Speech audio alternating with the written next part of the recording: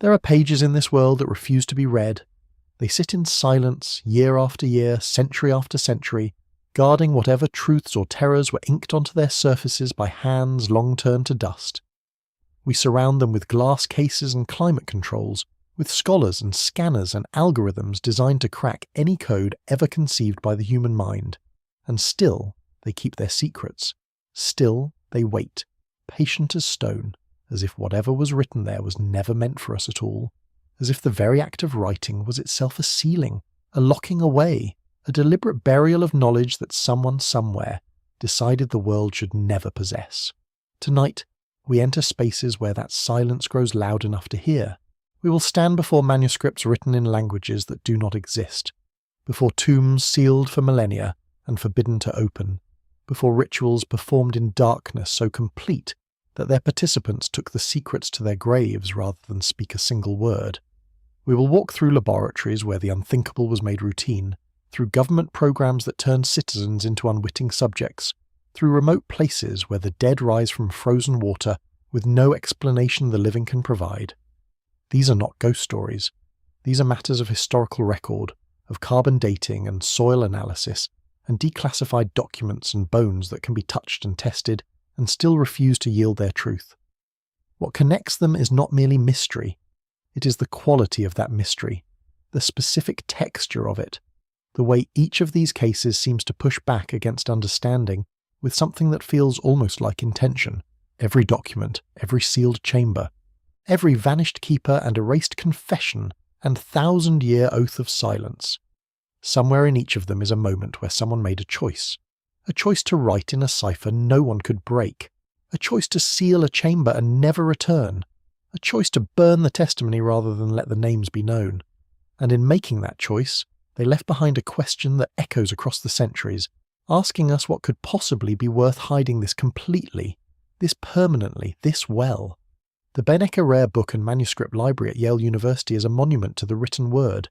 Its exterior is a grid of translucent Vermont marble panels, designed to filter sunlight into a gentle amber glow that protects the fragile pages within. Climate control maintains the temperature at precisely 68 degrees Fahrenheit, the humidity at a steady 35%. Within this controlled environment, suspended in a glass tower visible from the reading room below, rests some of the most precious documents in human history. A Gutenberg Bible, original Audubon prints, medieval manuscripts illuminated in gold, and in a grey archival box on the 6th floor, stored under the call number MS408, lies 240 pages of complete impossibility. The Voynich Manuscript does not look, at first glance, like something that should have defeated the combined efforts of the greatest cryptographers in human history. Its pages are made of vellum, the prepared skin of calves, carbon dated with reasonable confidence to the early 15th century. The ink is iron gall, the same type used throughout medieval Europe. The binding is unremarkable, the dimensions are ordinary. If you were to glimpse it briefly, perhaps while a librarian turned its pages for an approved researcher, you might think you were looking at any of 1,000 surviving medieval herbals, those practical guides to plants and their medicinal uses that proliferated across Europe in the centuries before print. Then you would look closer, and you would realize that nothing on those pages makes any sense at all. The text flows from left to right in a confident hand, the letters formed with the ease of someone writing quickly in a familiar script. There are no hesitation marks, no corrections, no signs of the laborious encoding that would be expected if someone were deliberately constructing a cipher. The writing has the fluency of natural language. It curves and loops and connects with the unself-conscious grace of a person who knows exactly what they are saying. Whoever wrote these pages was not struggling to communicate. They were not translating, not encrypting, not puzzling over each word. They were simply writing, in a language that no human being before or since has ever been able to identify. The alphabet, if it can be called that, contains somewhere between 20 and 30 distinct characters, depending on how you classify the ambiguous forms. Some resemble Latin letters, some suggest Arabic. Some recall the shorthand systems used by medieval scribes to speed their copying of lengthy texts. None of them correspond exactly to any writing system ever discovered.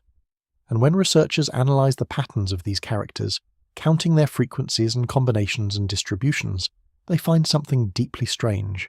The text exhibits the statistical properties of a real language. There are rules governing which characters can follow which. There are word length distributions that match natural speech. There is an underlying structure that computers can detect but cannot decode. Statistical analysis in the late 20th century confirmed what human intuition had long suspected. This is not random gibberish. The Voynich Manuscript obeys laws. It follows patterns. It behaves in every measurable way like meaningful communication. Yet every attempt to extract that meaning has ended in failure. The message is there. The message is real. The message refuses to be read. Consider for a moment the nature of codes and ciphers, the difference between concealment and invention. A cipher replaces one set of symbols with another, substituting letters or words according to some systematic rule. Break the rule, and the plain text emerges. Codes and ciphers are designed to be broken by their intended recipients. They assume a shared key, a mutual understanding between sender and receiver that allows one party to reverse what the other has done. The entire history of cryptography is a history of this back and forth, of encoding and decoding, of secrets shared between those who deserve to know. The Voynich Manuscript offers no such handhold. There is no key, there is no recipient, there is no evidence that any human being at any point in history has successfully read a single word of this text. If it is a code without a solution. If it is a cipher without a key.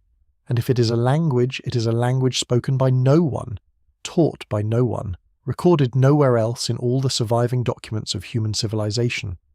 The illustrations make matters stranger still. They occupy roughly half of the manuscript's pages, rendered in the same iron gall ink as the text and coloured with paint that has faded over the centuries but remains largely visible.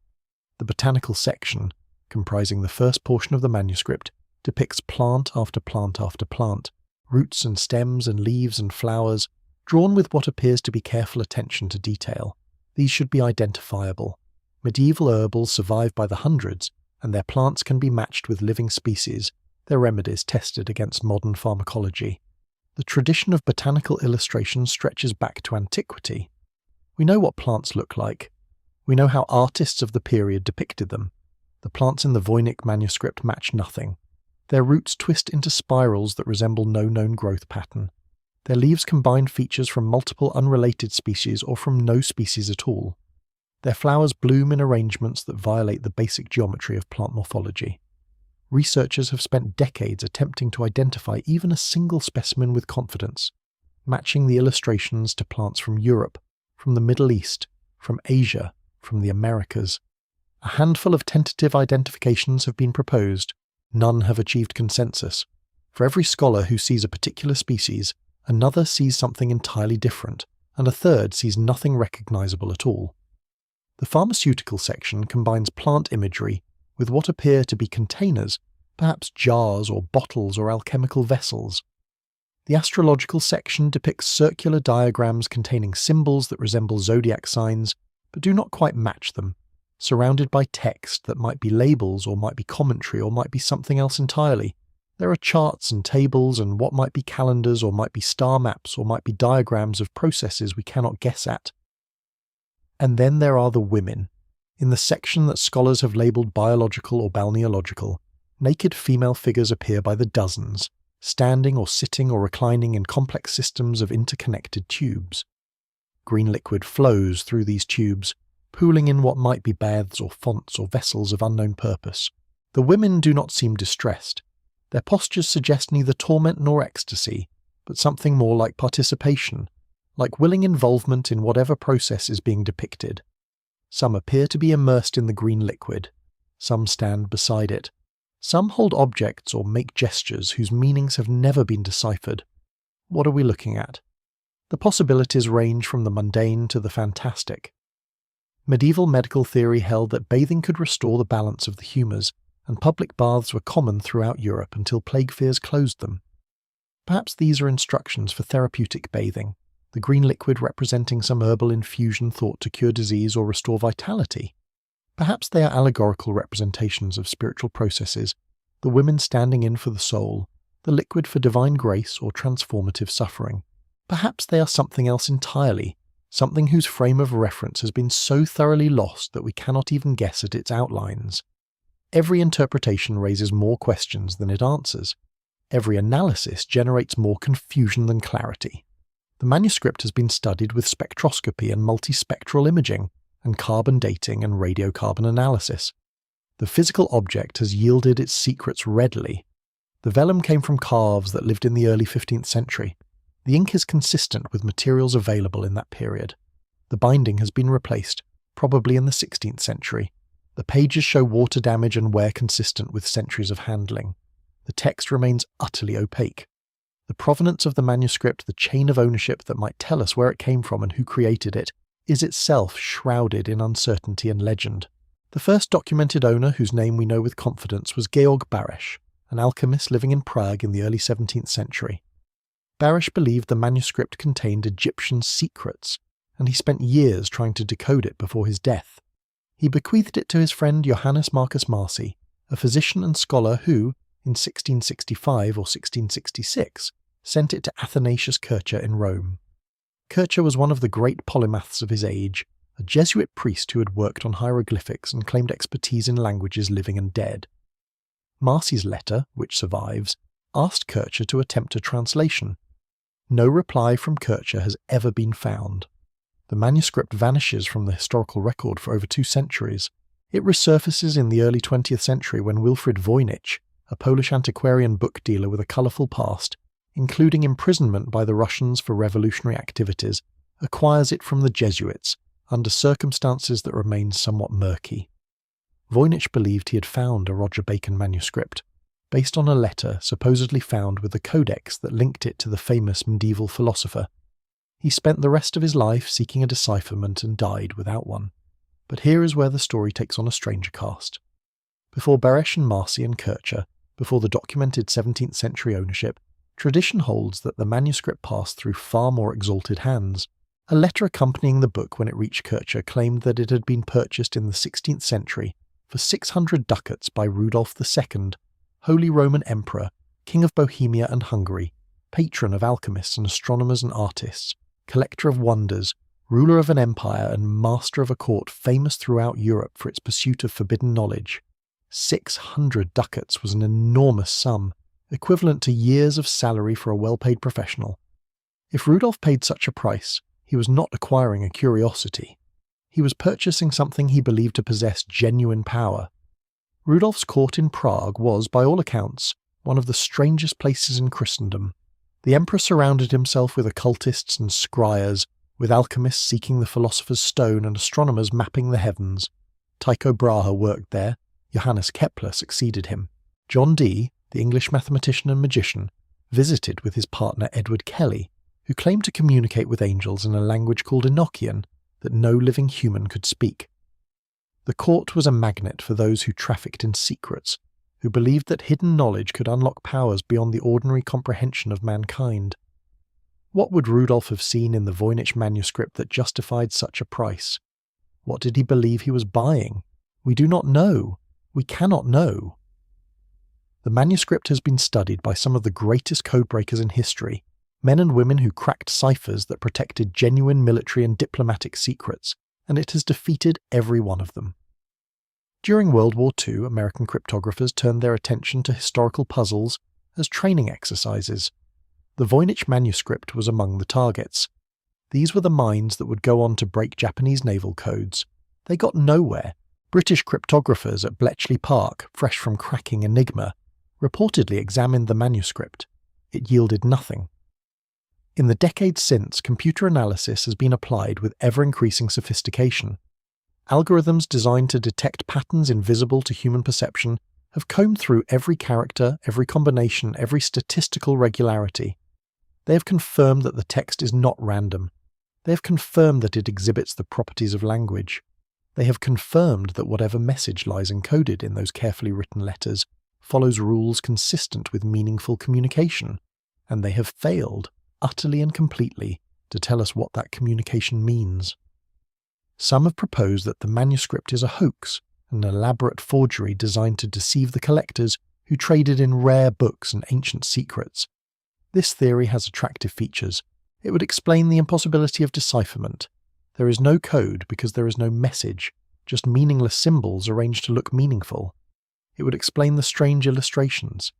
They depict nothing because they were invented wholesale, with no reference to real plants or real processes. It would explain why no other document in any language makes reference to the text or traditions it describes. There are no such traditions, only the work of a skilled forger who understood what his marks wanted to see. But the hoax theory faces serious difficulties. The vellum is genuinely old, carbon dated to the early 15th century. A forger working in the 16th or 17th century would have needed to obtain hundreds of pages of blank vellum already over 100 years old, an expensive and difficult undertaking. The ink is consistent with the period of the vellum. The wear patterns suggest genuine age. Most damagingly for the hoax hypothesis, the statistical properties of the text are far too sophisticated for the pre-computer era. Modern analysis has shown that the character distributions follow patterns consistent with Zipf's law, a property of natural languages that was not formally described until the 20th century. A medieval or early modern forger could not have faked a statistical signature that would not be discovered for 500 years. The manuscript behaves like a language. The manuscript predates any technology that could fake a language. The manuscript is not a known language. These three facts sit together in impossible tension, each one verified, each one contradicting the conclusions that should follow from the others. Perhaps the most unsettling theory is one that requires no forgery and no secret language. Perhaps the Voynich Manuscript is exactly what it appears to be, the work of a single individual writing in a system of their own invention, recording thoughts that were never intended to be shared with anyone else. This is sometimes called glossolalia, the production of speech-like sounds that carry personal meaning but cannot be decoded by others. Monks have been known to develop private devotional languages. Schizophrenics sometimes generate elaborate verbal systems that obey internal rules but connect to no external reality. If the author of the Voynich Manuscript was writing for themselves alone, recording visions or insights or compulsions that needed expression but not communication, then the impossibility of decipherment would be a feature, not a bug. There would be no key because no key was ever made. There would be no recipient because no recipient was ever intended. The book would be private in the deepest sense, a container for something the author wanted to externalize but never ever share. Yet this theory too has its problems. The manuscript is 240 pages long. It must have taken months, perhaps years, to produce. The illustrations required planning and execution. The organization into sections suggests systematic thought. This is not the fevered outpouring of a disordered mind. This is sustained, deliberate work. And if the author truly never intended anyone else to read it, why write it at all? Why create something so elaborate, so carefully constructed, so obviously meant to be preserved? Perhaps the answer is that we're asking the wrong question. Perhaps the purpose of the Voynich Manuscript was never to communicate information at all. Perhaps it was to conceal, to bury, to lock away knowledge that someone believed was too dangerous to share but too important to destroy. In this reading, the impossibility of decipherment is not a puzzle to be solved, but a wall to be respected. The author succeeded. Whatever is written in those pages has remained hidden for 600 years. The sealing was perfect. The Voynich Manuscript sits today in its climate-controlled archive, open to approved researchers, digitized and available online, more thoroughly examined than at any point in its existence. And it is still unreadable. It will remain unreadable tomorrow and the day after, and for all the tomorrows we can foresee, unless some key emerges from an archive not yet opened. Some parallel text surfaces from a dig not yet begun. The pages wait. The ink fades imperceptibly with each passing decade, and whatever was written there waits with them, patient as stone, silent as the grave. There are other silences, though, far older and far more deliberate. At the base of Mount Li in Shanxi province, beneath artificial hills that have stood for more than 2,000 years, lies a tomb that the modern world has chosen not to enter, not cannot enter, not failed to enter, chosen. The seal remains intact because the government of the People's Republic of China has officially declared that the technology to safely excavate and preserve what lies within does not yet exist.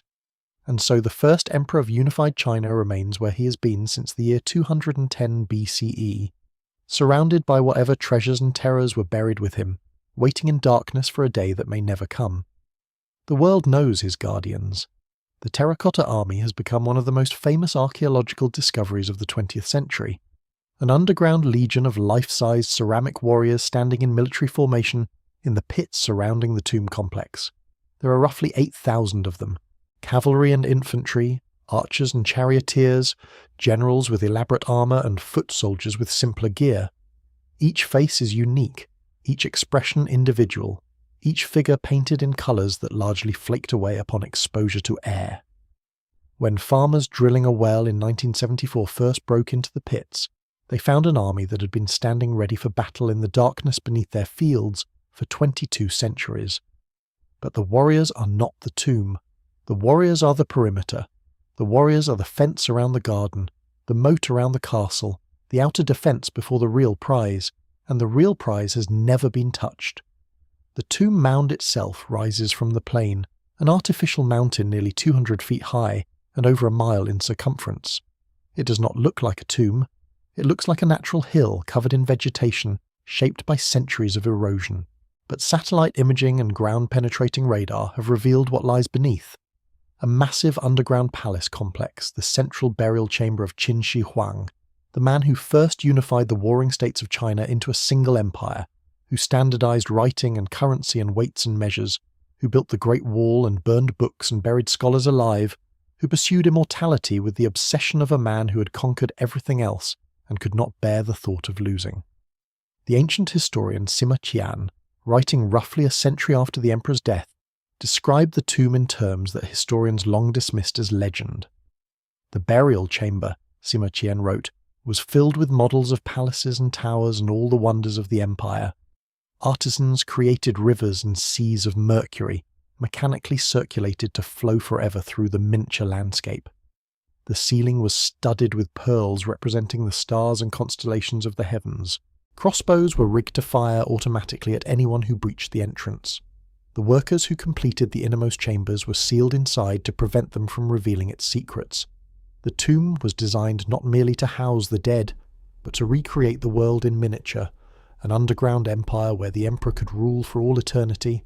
For centuries, this description was treated as mythology, the fantastical exaggeration of a culture that had already begun to forget the truth about its first great unifier.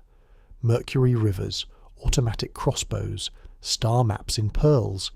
These were the imaginings of poets, not the records of historians. Then, in the late 20th century, scientists began taking soil samples from the mound. The mercury levels in the soil directly above the suspected location of the burial chamber are approximately 100 times higher than normal background concentrations. The heavy metal signature extends across the entire area of the underground complex. It is consistent, researchers concluded, with the presence of large quantities of liquid mercury somewhere beneath the surface. Sima Qian, it seems, was not inventing. The rivers and seas of mercury may be real. This discovery transformed the archaeological assessment of the tomb. If the mercury was real, what else might be real? The mechanical circulation systems, the pearl constellations, the crossbow traps that, even after 2 millennia, might still function, the workers sealed alive within the chambers. The Chinese government has conducted extensive non-invasive surveys of the tomb complex. Ground-penetrating radar has mapped the basic outline of the underground palace.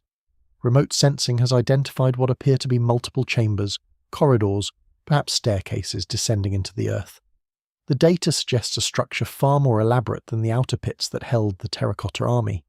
It suggests something worthy of the emperor who built it, and yet the excavation has not begun. Official statements cite concerns about preservation technology. The terracotta warriors, when first exposed to air, lost their painted pigments almost immediately. The colours that had survived in the sealed environment of the pits oxidized and vanished within hours of excavation. If the burial chamber contains delicate materials, fabrics and lacquers, and organic compounds that have survived 2 millennia in a sealed environment, exposure to the modern atmosphere could destroy them before they could be recorded. Better to wait, the authorities have concluded. Better to develop the technology to preserve what might be found. Better to leave the emperor sleeping. Some archaeologists agree with this reasoning. The risk of irreversible damage to irreplaceable artifacts is real. The lessons of Tutankhamun's tomb, where rushed excavation and poor preservation techniques led to significant degradation, weigh heavily on the profession. Caution is warranted. Patience is a virtue. But other factors may be at play. The tomb of Qin Shi Huang is not merely an archaeological site, it is a symbol.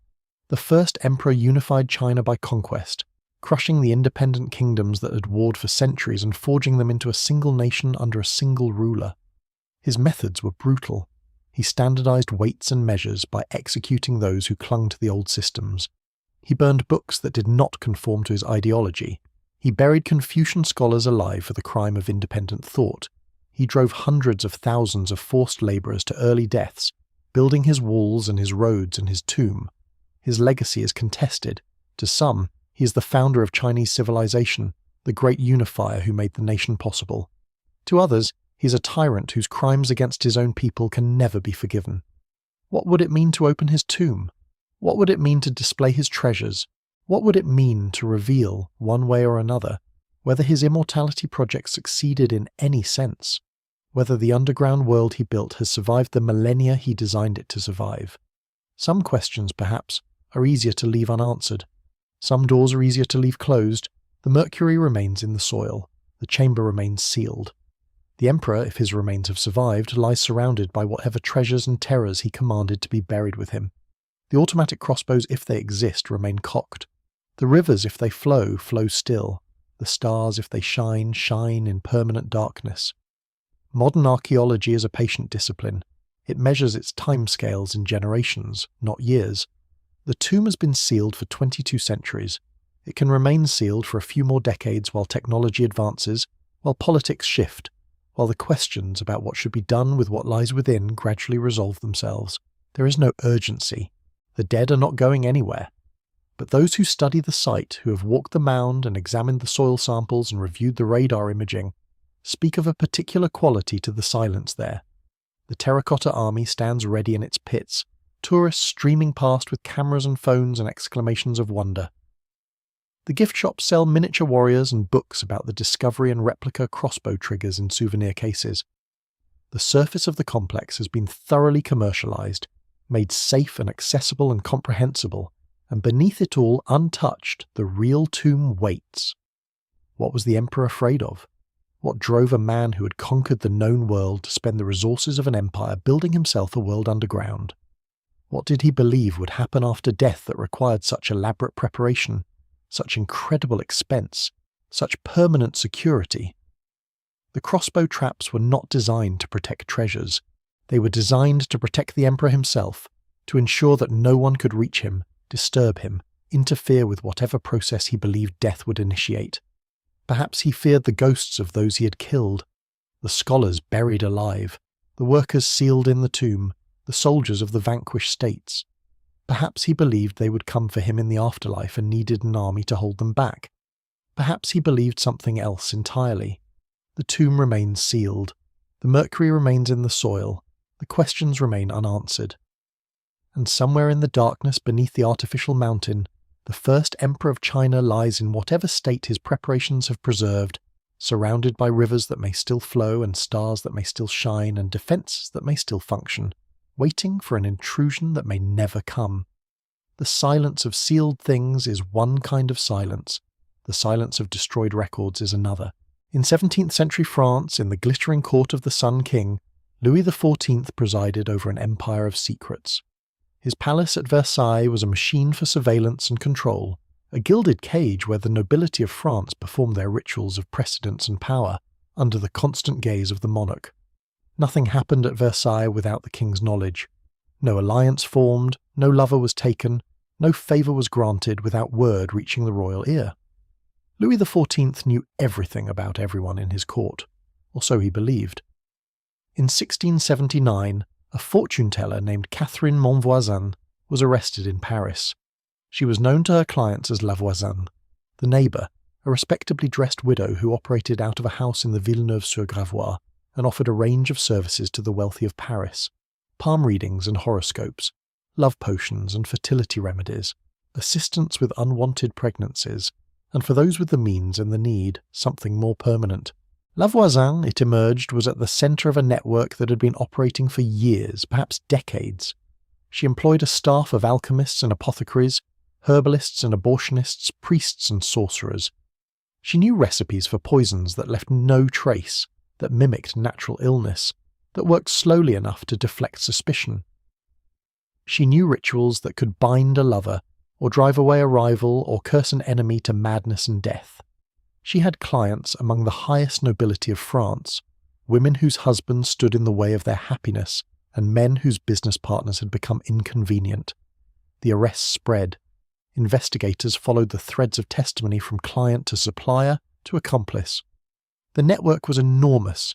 It touched every level of society. It implicated priests who had abandoned their vows to perform black masses for paying customers, invoking the devil in ceremonies conducted over the naked bodies of noblewomen, ceremonies that allegedly sometimes included the sacrifice of infants, purchased from desperate mothers. The trail led upward, always upward, toward the very heart of power. Madame de Montespan, the king's official mistress, the mother of 7 of his children, one of the most powerful women in France, was named by witnesses as a participant in La Voisin's rituals. She had come to the fortune-teller years earlier, when she was merely one of many women competing for the king's attention. She had purchased love powders and aphrodisiacs. She had participated in ceremonies designed to bind the king's heart to her. She had, if the witnesses were to be believed, lain naked on an altar, while a defrocked priest spoke words of power over her body, and the blood of a sacrificed infant was mixed into the potions that would be fed to Louis XIV. The accusations were monstrous, they were specific, and they came from multiple independent sources. Louis XIV had created a special tribunal to investigate the affair, a chambre ardente with the power to interrogate and torture and execute without the delays of ordinary justice. The tribunal did its work thoroughly. Over the course of 3 years, it examined hundreds of suspects. It obtained confessions that implicated dozens of the nobility. It ordered the execution of 36 people, including La Voisin herself, who was burned alive in the Place de Grève in February 1680. But as the evidence accumulated, as the trail climbed higher and higher toward the throne itself, the king intervened. In 1682, Louis XIV ordered the chambre ardente dissolved. He ordered the most sensitive testimony sealed. He ordered certain documents burned. He issued lettres de cachet, royal orders that could imprison without trial, and used them to silence witnesses whose knowledge had become inconvenient. The names of the highest-ranking participants in the affair were never made public. The full extent of the scandal was never revealed. The records that survive, fragments preserved despite the king's efforts, hint at what was destroyed. The names of duchesses and countesses and princes of the blood appear in the margins. The quantities of poison sold, the numbers of rituals performed, the identities of those who sought La Voisin's services, suggest a conspiracy that touched virtually every great family in France. Some historians estimate that the affair caused more than 1,000 deaths over the years of its operation, aristocratic husbands and wives and lovers and rivals dispatched with chemicals purchased in a widow's parlour. But we cannot know. The king made certain of that. Whatever Madame de Montespan did or did not do in pursuit of Louis's love, whatever role the highest nobility played in the network of poison and sorcery, remains hidden behind the silence of royal decree. The documents were burned, the witnesses were imprisoned, the trial was ended, and Louis XIV continued to reign for another 33 years, the longest ruling monarch in European history, his court at Versailles, the model of civilization for all of Europe. What was worth protecting? What names appeared on those burned pages? What truths about the Sun King's court, about his mistress, about the mothers and wives and daughters of the great families of France, were terrible enough to justify the suppression of justice itself? The silence here is not the silence of mystery, but the silence of power. Someone decided what the world would be allowed to know. Someone weighed the scales and found that truth was less important than the appearance of truth, that order mattered more than justice, that some secrets were worth killing to protect. The affair of the poisons fades into the general haze of the 17th century, one scandal among many, remembered mainly by specialists.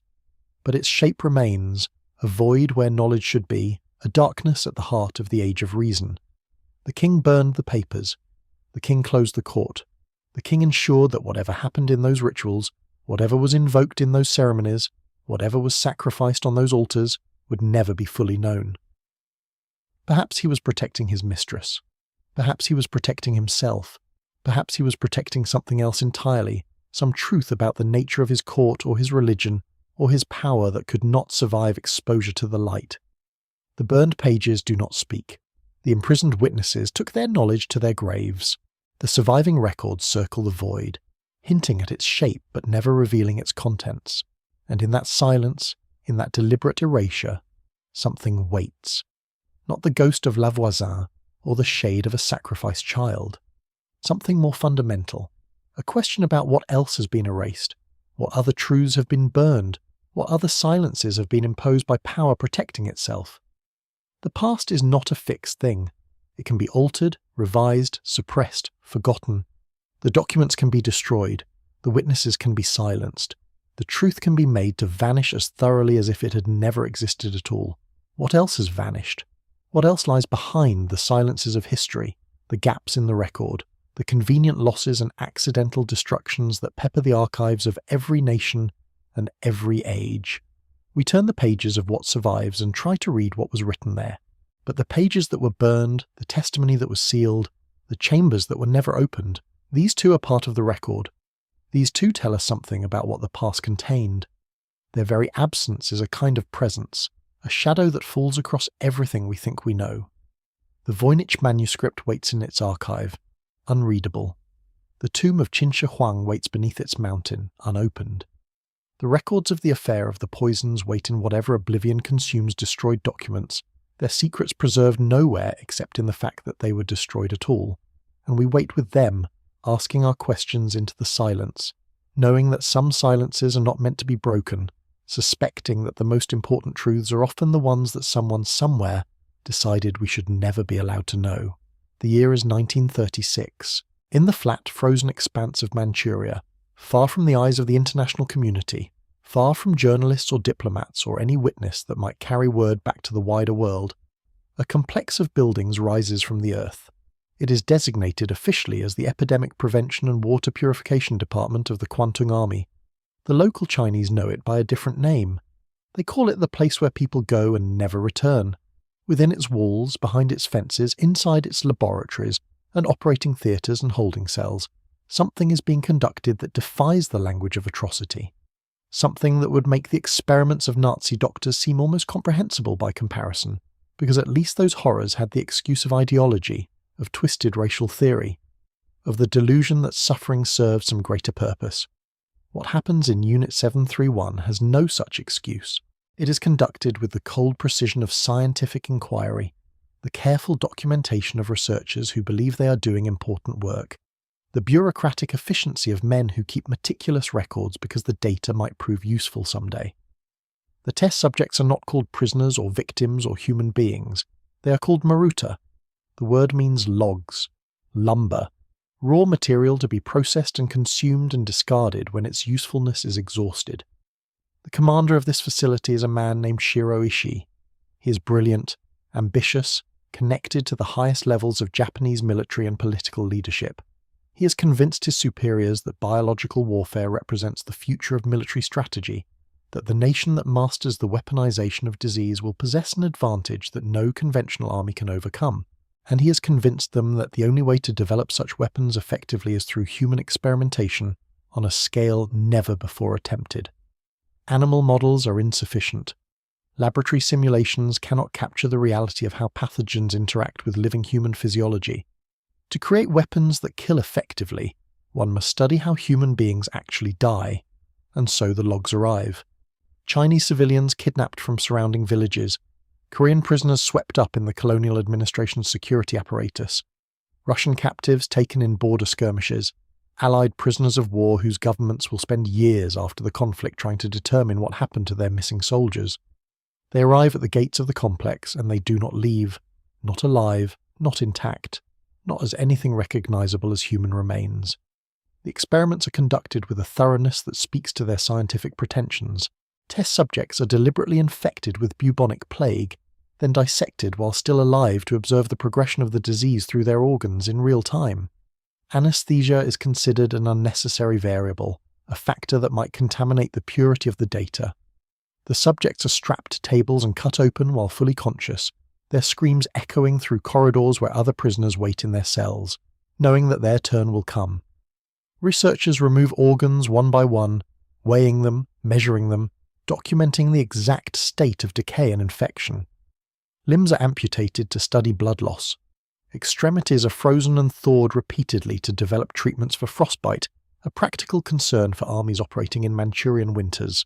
Subjects are placed in pressure chambers and the air slowly evacuated until their eyeballs explode from their sockets, until their organs rupture from internal pressure differentials that their bodies were never designed to withstand.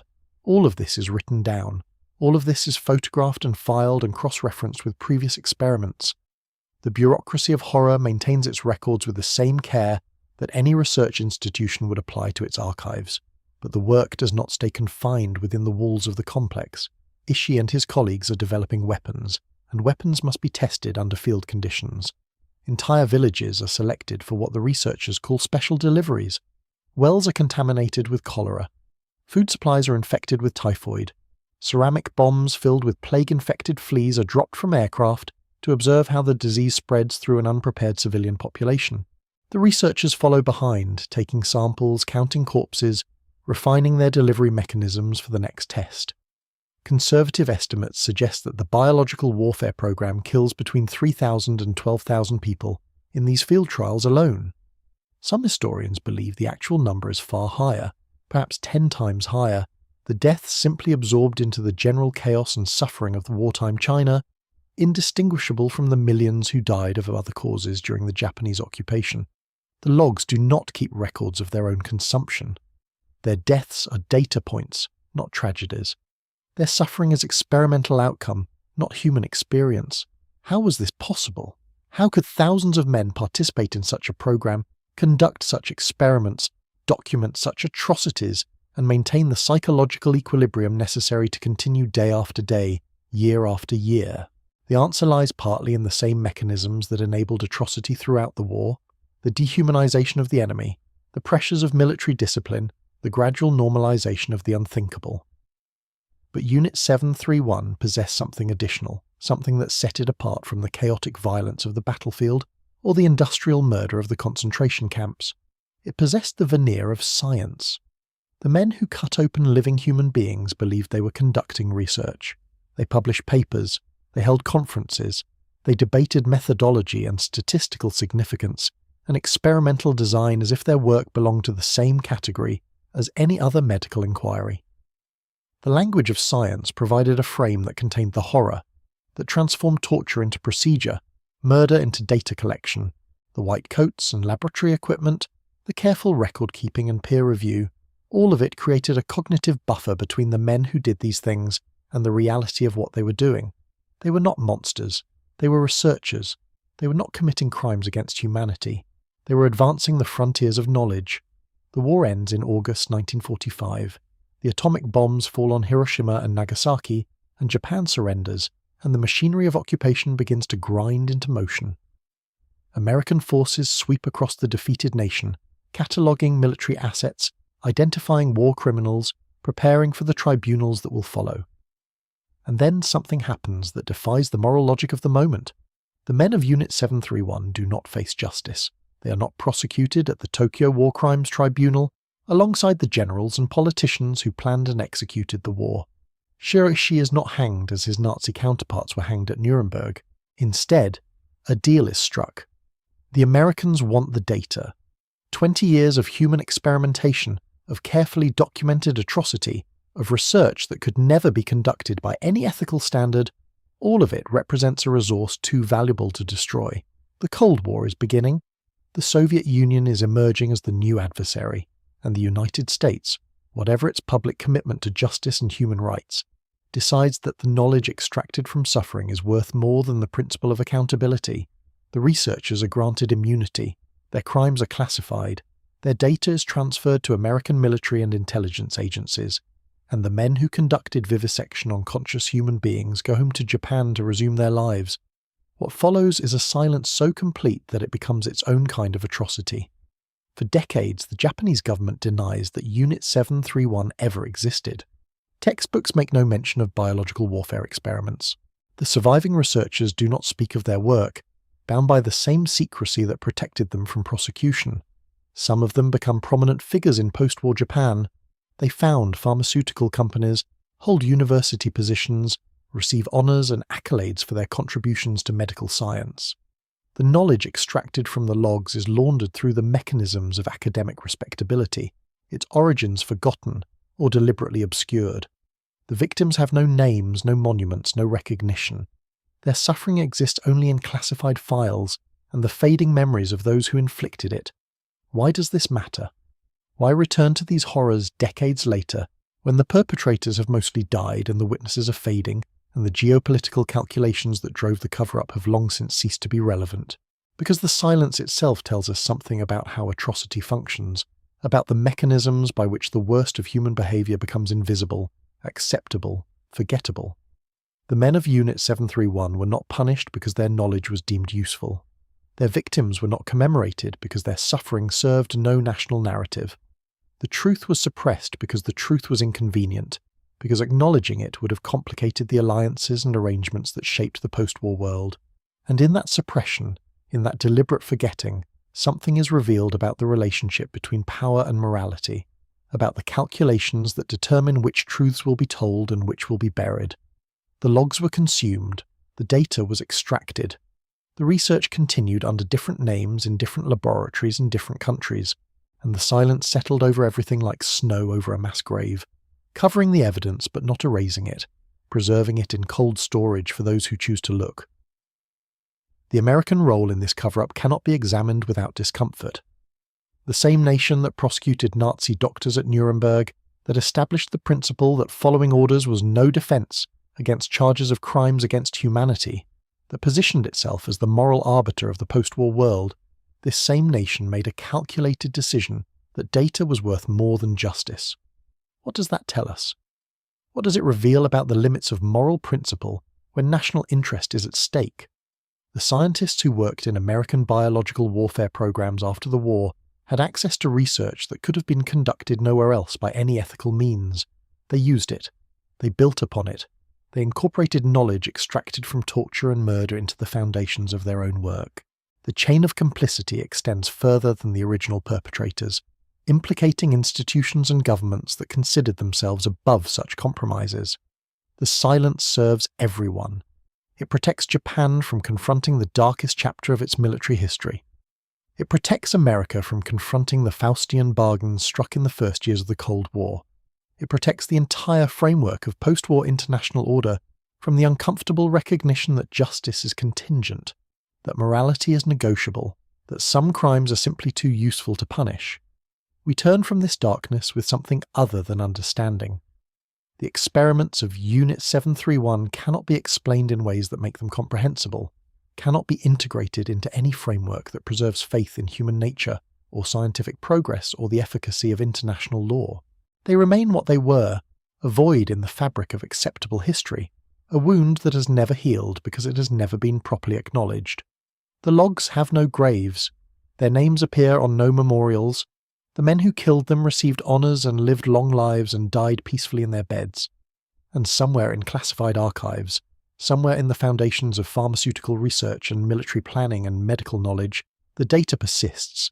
The knowledge extracted from suffering continues to circulate, stripped of its origins, cleansed of its context, useful. Perhaps that is the most disturbing element of all. Not that such things happened, but that they proved productive. Not that the perpetrators escaped justice, but that their escape was rational, calculated, defensible by the cold logic of national interest. The horror is not aberrant. It is integrated. It is woven into the fabric of the world we inherited, invisible but present, a silence we have all agreed to maintain. The journey from the laboratories of Manchuria to the corridors of American intelligence agencies is not a long one, at least not in the realm of moral calculation. The same Cold War pressures that made Unit 731's data valuable, that transformed war criminals into assets, these pressures generated their own programs, their own experiments, their own silences. We travel now not across geography but across bureaucracy, from the occupied territories of a defeated enemy to the classified divisions of the nation that defeated them. The year is 1953. The place is a network of hospitals, prisons, universities and safe houses scattered across the United States and Canada. The program is known by a code name that has since become synonymous with government overreach and ethical collapse: MK Ultra. The name itself is meaningless, a bureaucratic designation that could apply to any number of classified projects. What it designates, however, is a systematic effort to break open the human mind, to discover the techniques by which consciousness can be controlled, memory erased, behavior programmed. And like the experiments conducted in Manchuria, this program uses human beings as its raw material, often without their knowledge or consent. The context is fear. In the early years of the Cold War, American intelligence agencies become convinced that the Soviet Union and Communist China have developed advanced techniques for brainwashing, for turning loyal soldiers and citizens into compliant puppets who will confess to anything, believe anything, do anything their handlers command. The evidence for this conviction is thin, resting largely on the bizarre behavior of American prisoners of war in Korea, who make public statements denouncing their own country in language that sounds scripted, rehearsed, somehow not their own. What are the communists doing to these men? What technologies of the mind have they developed that America lacks? The CIA determines that it must close this gap, must develop its own capacity for what the internal documents call special interrogation techniques, for the manipulation of consciousness at the deepest levels. And so, MKUltra is born, funded with black budget money that requires no congressional oversight, staffed by researchers who believe they are doing necessary work in defense of their nation, targeted at subjects who have no idea they are participating in an experiment at all. The scope of the program is staggering, eventually encompassing more than 150 individual research projects at over 80 institutions across North America. Universities participate, their researchers accepting CIA funding through front organizations that obscure the true source and purpose of the money. Hospitals participate, their patients becoming test subjects without their knowledge or consent.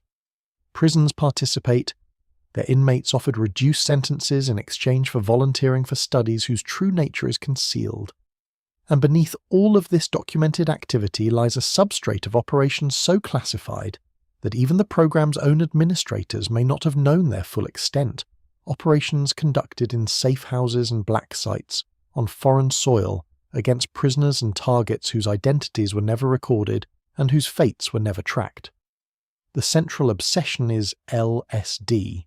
The drug has been discovered only recently, and its effects seem almost miraculous to researchers investigating the frontiers of consciousness.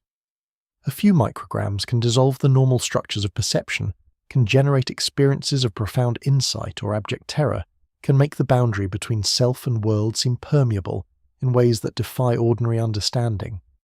If such a substance can unmake the mind so thoroughly, perhaps it can be used to remake it as well. Perhaps it can break down psychological resistance to interrogation. Perhaps it can create amnesia for events that must be forgotten. Perhaps it can implant suggestions that the subject will follow without knowing why. These possibilities drive a research program that would be called unethical under any ordinary standard, that involves administering powerful psychoactive drugs to people who have no idea what is happening to them. The subjects are various. Mental patients at institutions across the country receive LSD as part of treatments they believe are designed to help them. Prisoners volunteer for experiments described as studies of drug effects, without being told that the purpose is to develop interrogation techniques.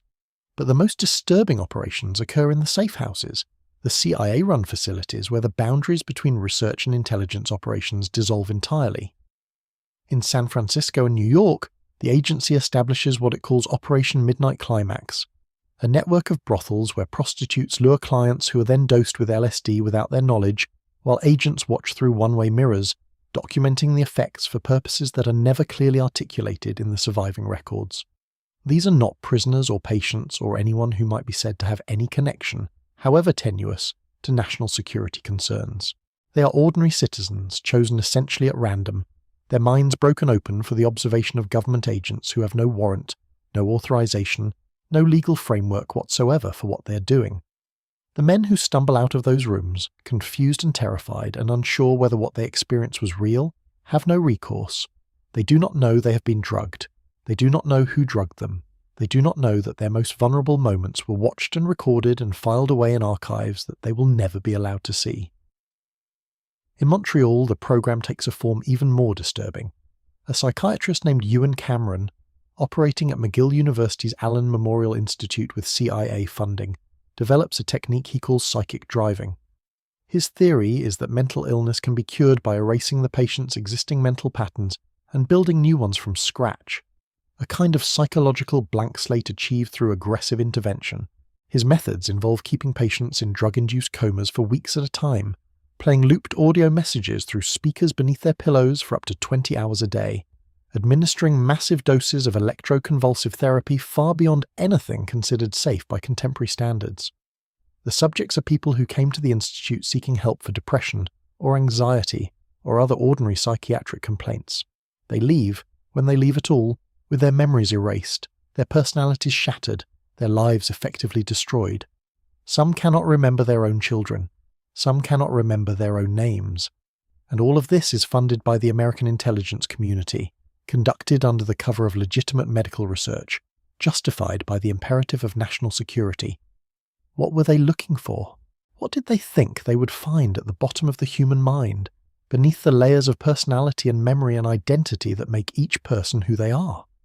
The documents that survive, the few boxes that escape the destruction ordered by CIA Director Richard Helms in 1973, suggest a program searching for something it could never quite define. The researchers wanted control, but control over what? They wanted to break the mind, but to what end? The practical applications described in the surviving files, enhanced interrogation, induced amnesia, programmed behavior, these seem almost insufficient to explain the scope and intensity of the research. There is something almost metaphysical in the ambition, a desire to master consciousness itself, to possess the secrets of subjective experience in the same way that nuclear physics possesses the secrets of matter.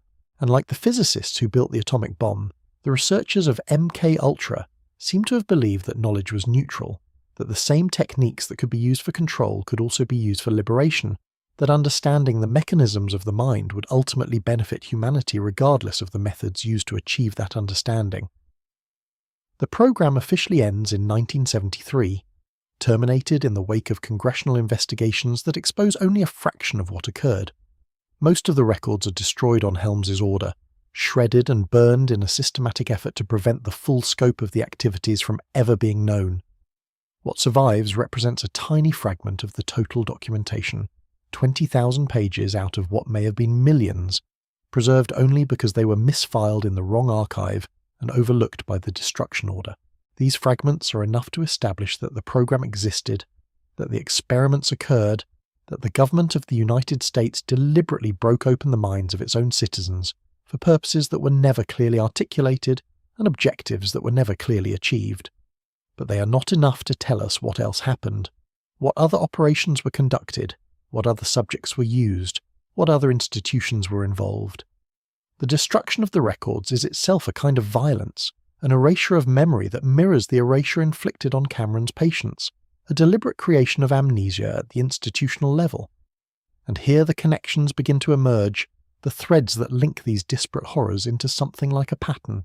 The burned papers of Louis XIV, the classified archives of Unit 731, the shredded files of MK Ultra. These are not isolated incidents of secrecy, but instances of a recurring phenomenon, a mechanism by which power protects itself from the consequences of its own actions. The records are destroyed not because what they contain is false, but because what they contain is true, because the truth would be damaging, because accountability would follow from knowledge and those who hold power prefer to avoid accountability. The silence is intentional, the gaps in the archive are constructed, and what waits in those gaps, what inhabits the spaces where documentation should exist and does not, is not nothing but rather a very specific kind of something, a knowledge whose existence is confirmed by the very effort to destroy it. We cannot know what the full records of MK Ultra would have revealed. We cannot know how many subjects were involved, how many lives were damaged, how many experiments were conducted in the shadows where even the fragmentary surviving documents do not reach.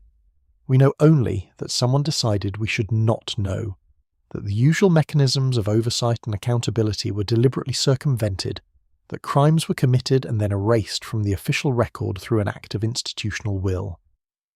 The subjects of these experiments, the patients and prisoners and unsuspecting visitors to CIA brothels, they were not logs in the language of Unit 731. They were not maruta, lumber, raw material. They were American and Canadian citizens, ostensibly protected by the laws and constitutions of their respective nations, and they were used and discarded and forgotten anyway, their suffering absorbed into classified archives that were then systematically destroyed, their experiences denied or minimized or simply never acknowledged. What remains in the wake of such programs is not understanding but unease. The experiments ended supposedly in 1973. The researchers moved on to other work or retired or died. The institutions that hosted the research continue to operate, their involvement obscured by the passage of time and the destruction of evidence. And somewhere in the inheritance of government and medicine and psychology, the knowledge gained from these experiments persists, just as the knowledge from Unit 731 persists, integrated into the foundations of fields that prefer not to examine their own origins too closely. We are all heirs to these silences. The world we inhabit was shaped by decisions made in secret, by experiments conducted without consent, by knowledge extracted from suffering that was never acknowledged and never atoned. The documents were burned, the files were shredded, the witnesses were discredited or ignored or simply allowed to fade into the general noise of history, and the questions multiply in the space where answers should be. What else was done? What else was concealed? What other programs operated in the shadows, generating their own data, consuming their own logs, producing their own silences that we have not yet learned to name? The mind reels back from such contemplation, seeking refuge in the concrete and specific, in mysteries that seem almost innocent by comparison. We turn from the laboratories and the black sites, from the bureaucracies of atrocity and the architectures of concealment, towards something that seems at first almost wholesome, almost natural. A lake. A small glacial lake high in the Himalayas, frozen for most of the year, surrounded by the kind of stark mountain beauty that makes human concern seem temporary and small. The locals call it Rupkund, the Mystery Lake, and they have called it that for as long as anyone can remember, because every summer, when the ice melts and the water clears and the sun penetrates to the shallow bottom, the lake gives up its dead. The skeletons emerge slowly, reluctantly, as if the lake itself is uncertain whether to reveal what it holds. First a skull appears at the surface, water pooling in empty eye sockets, then a ribcage, bones still articulated despite centuries of submersion.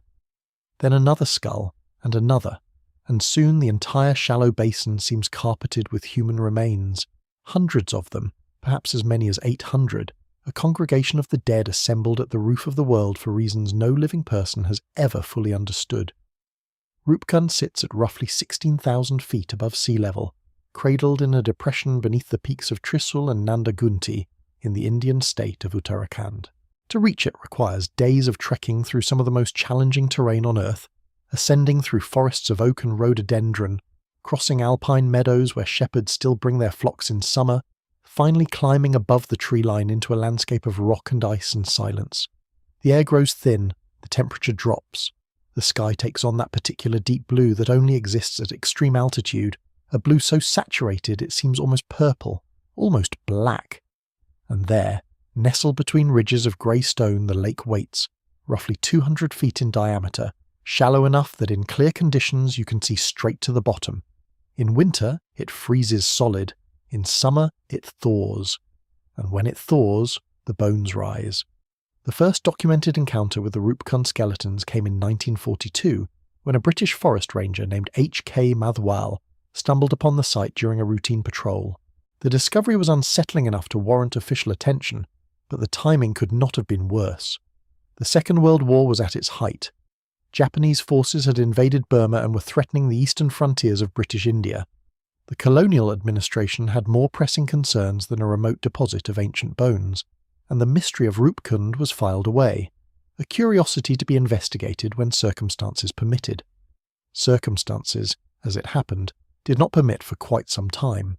India gained independence in 1947. The new nation had a partition to survive, a democracy to build, a modernization to pursue. The skeleton lake remained where it had always been, frozen and forgotten, visited only by occasional pilgrims making their way to the nearby shrine of Nanda Devi during the annual Rajat Yatra, a religious procession that passes through the area once every 12 years. The pilgrims noticed the bones, certainly, how could they not? But they had their own explanations, their own stories, their own understanding of what the dead at Rupkund represented, and those stories were older and stranger than anything Western science would eventually propose.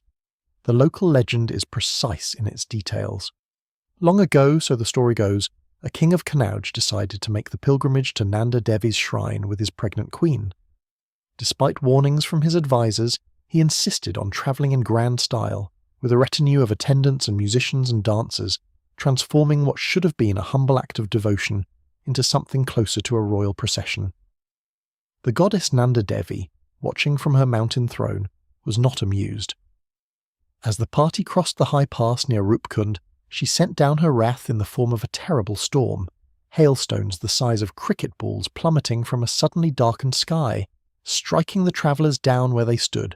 The king, the queen, the musicians, the dancers, the attendants, all of them died in moments, their bodies left to freeze on the mountainside, a warning to future generations about the dangers of approaching the divine with insufficient humility. It is a good story. It has the structure of a parable, the moral clarity of a teaching tale, and for decades scientific investigations seem to confirm at least part of it. When researchers finally began examining the Rupkund remains in earnest in the 1960s and 1970s, they found exactly what the legend suggested. Skulls bearing distinctive round fractures consistent with blunt force trauma from above. Hailstones, perhaps, or possibly rockfall. The skeletons showed no signs of weapon injuries, no cut marks from blades, no crushing damage from hand-to-hand combat. Whatever killed these people came from the sky. Radiocarbon dating placed the bones in the 9th century, around 850 CE, a time frame that aligned plausibly with the legend of the King of Kanauj. The prevailing theory cohered into something approaching consensus. A large group of pilgrims, perhaps several hundred, had been caught in a catastrophic hailstorm while crossing the high pass. They died within minutes or hours of each other, their bodies freezing rapidly in the thin mountain air, preserved by the cold and the altitude and the remoteness of the location. The mystery seemed solved. Rupkund was a mass grave, a natural disaster monument, a cautionary tale about the dangers of travelling at high altitude during monsoon season.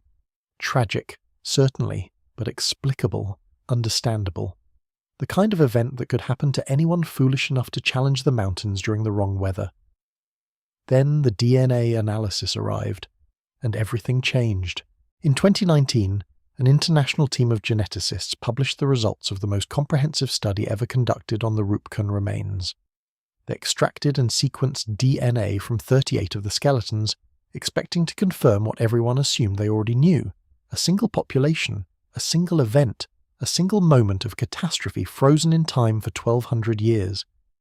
What they found instead defied every expectation, upended every hypothesis, and transformed Rupkund from a solved mystery into something far stranger and more unsettling than anyone had imagined. The skeletons did not come from a single event. They did not even come from a single century. They represented at least 3 genetically distinct populations, arriving at the lake over a span of roughly 1,000 years, dying in multiple episodes separated by generations, their bones mingling at the bottom of a lake that somehow collected the dead from entirely different times and entirely different places. The largest group, comprising about 2/3 of the analysed remains, showed genetic ancestry consistent with South Asian populations, people whose DNA resembled modern inhabitants of the Indian subcontinent.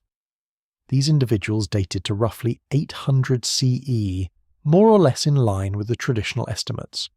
They could plausibly have been pilgrims. They could plausibly have been caught in a hailstorm. Their presence at Rupkund, while tragic, made geographic and cultural sense. The second group made no sense at all. Roughly 1/3 of the analysed skeletons showed genetic ancestry from the Eastern Mediterranean, their DNA most closely resembling modern populations from Greece, Crete, and the islands of the Aegean. They were not related to the South Asian skeletons. They had not intermarried with local populations. They bore no genetic markers suggesting any connection to the Indian subcontinent whatsoever, and they dated to approximately 1800 CE, a full 1,000 years after the first group, arriving at this remote Himalayan lake in the early 19th century, and dying there for reasons that remain entirely unexplained. Consider what this means.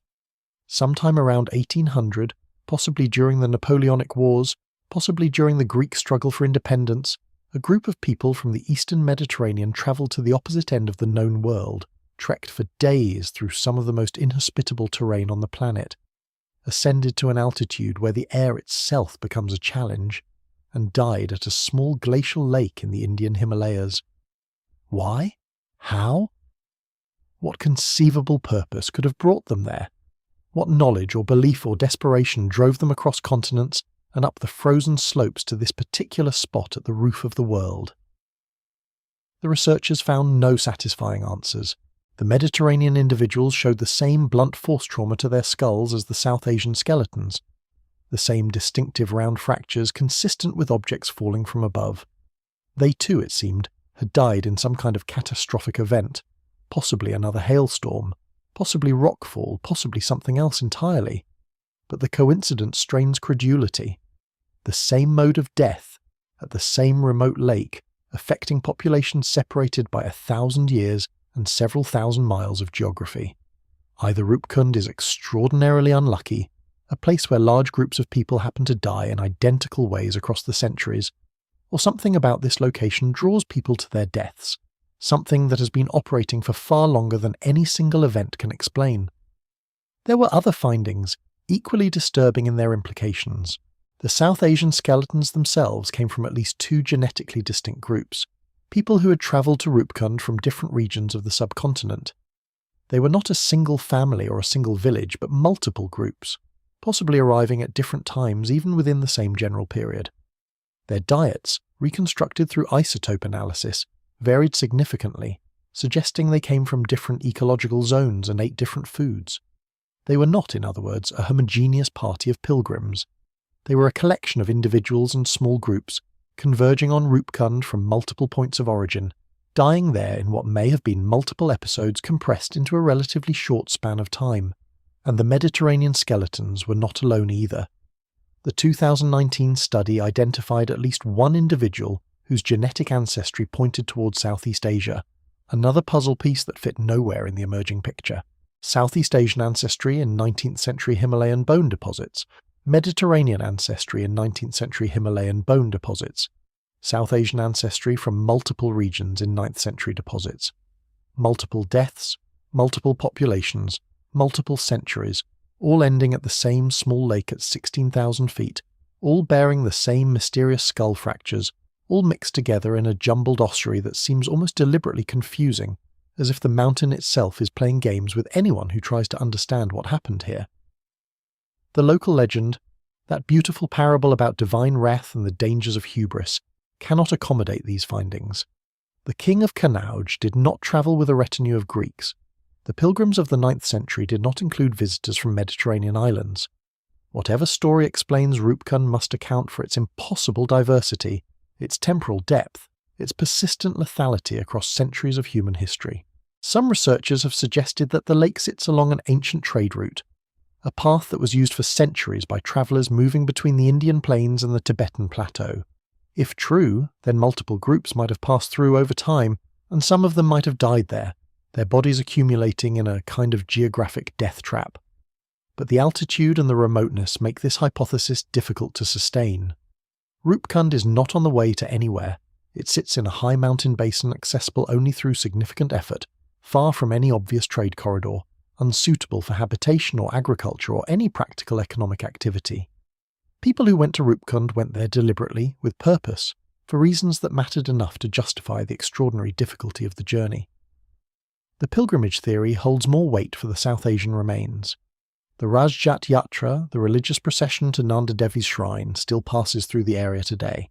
Pilgrims have been making this journey for centuries, perhaps millennia. A large group caught in sudden severe weather could plausibly die near the lake, their bodies preserved by the cold, their skulls fractured by the legendary hailstones. But the Mediterranean skeletons resist this explanation entirely. There is no record of Greek or Cretan pilgrims joining Hindu religious processions in the early 19th century. There is no tradition, no legend, no documentary evidence suggesting that anyone from the eastern Mediterranean had any reason whatsoever to be in this part of the Himalayas at this time. One hypothesis, necessarily speculative, connects the Mediterranean presence to the broader patterns of European exploration and colonialism in the 19th century. This was the era of the Great Game, the strategic rivalry between the British and Russian empires for influence in Central Asia. It was also a period of intense scientific and geographic exploration, with European expeditions mapping rivers, measuring peaks, cataloguing species throughout the mountain ranges of Asia. Could the Mediterranean individuals have been part of such an expedition? Members of a survey team that ventured too far into the mountains and met disaster. But expeditions leave records. They have sponsors and purposes and paper trails. No such record has ever been found for a Mediterranean team operating in this specific area at this specific time. Another possibility, equally speculative, involves Alexander the Great. The Macedonian conqueror and his successors established Greek-speaking communities throughout Central and South Asia, populations that persisted for centuries in regions that are now Afghanistan, Pakistan, and northern India. Some of these communities, isolated in mountain valleys, maintained their distinct identity for generations, their genetic legacy detectable in certain modern populations. Could the Mediterranean ancestry at Rupkund represent descendants of these ancient Greek settlers, populations that had lived in the region for centuries but retained genetic markers pointing toward their ultimate origin? The dating makes this difficult to sustain. The Mediterranean skeletons date to approximately 1800 CE, and their DNA shows no evidence of admixture with South Asian populations, no intermarriage that would be expected if they had lived in the region for generations.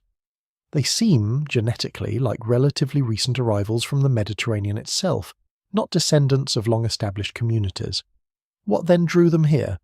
What knowledge or belief pulled people from the shores of the Aegean, across thousands of miles of land and sea to die at a frozen lake beneath Himalayan peaks?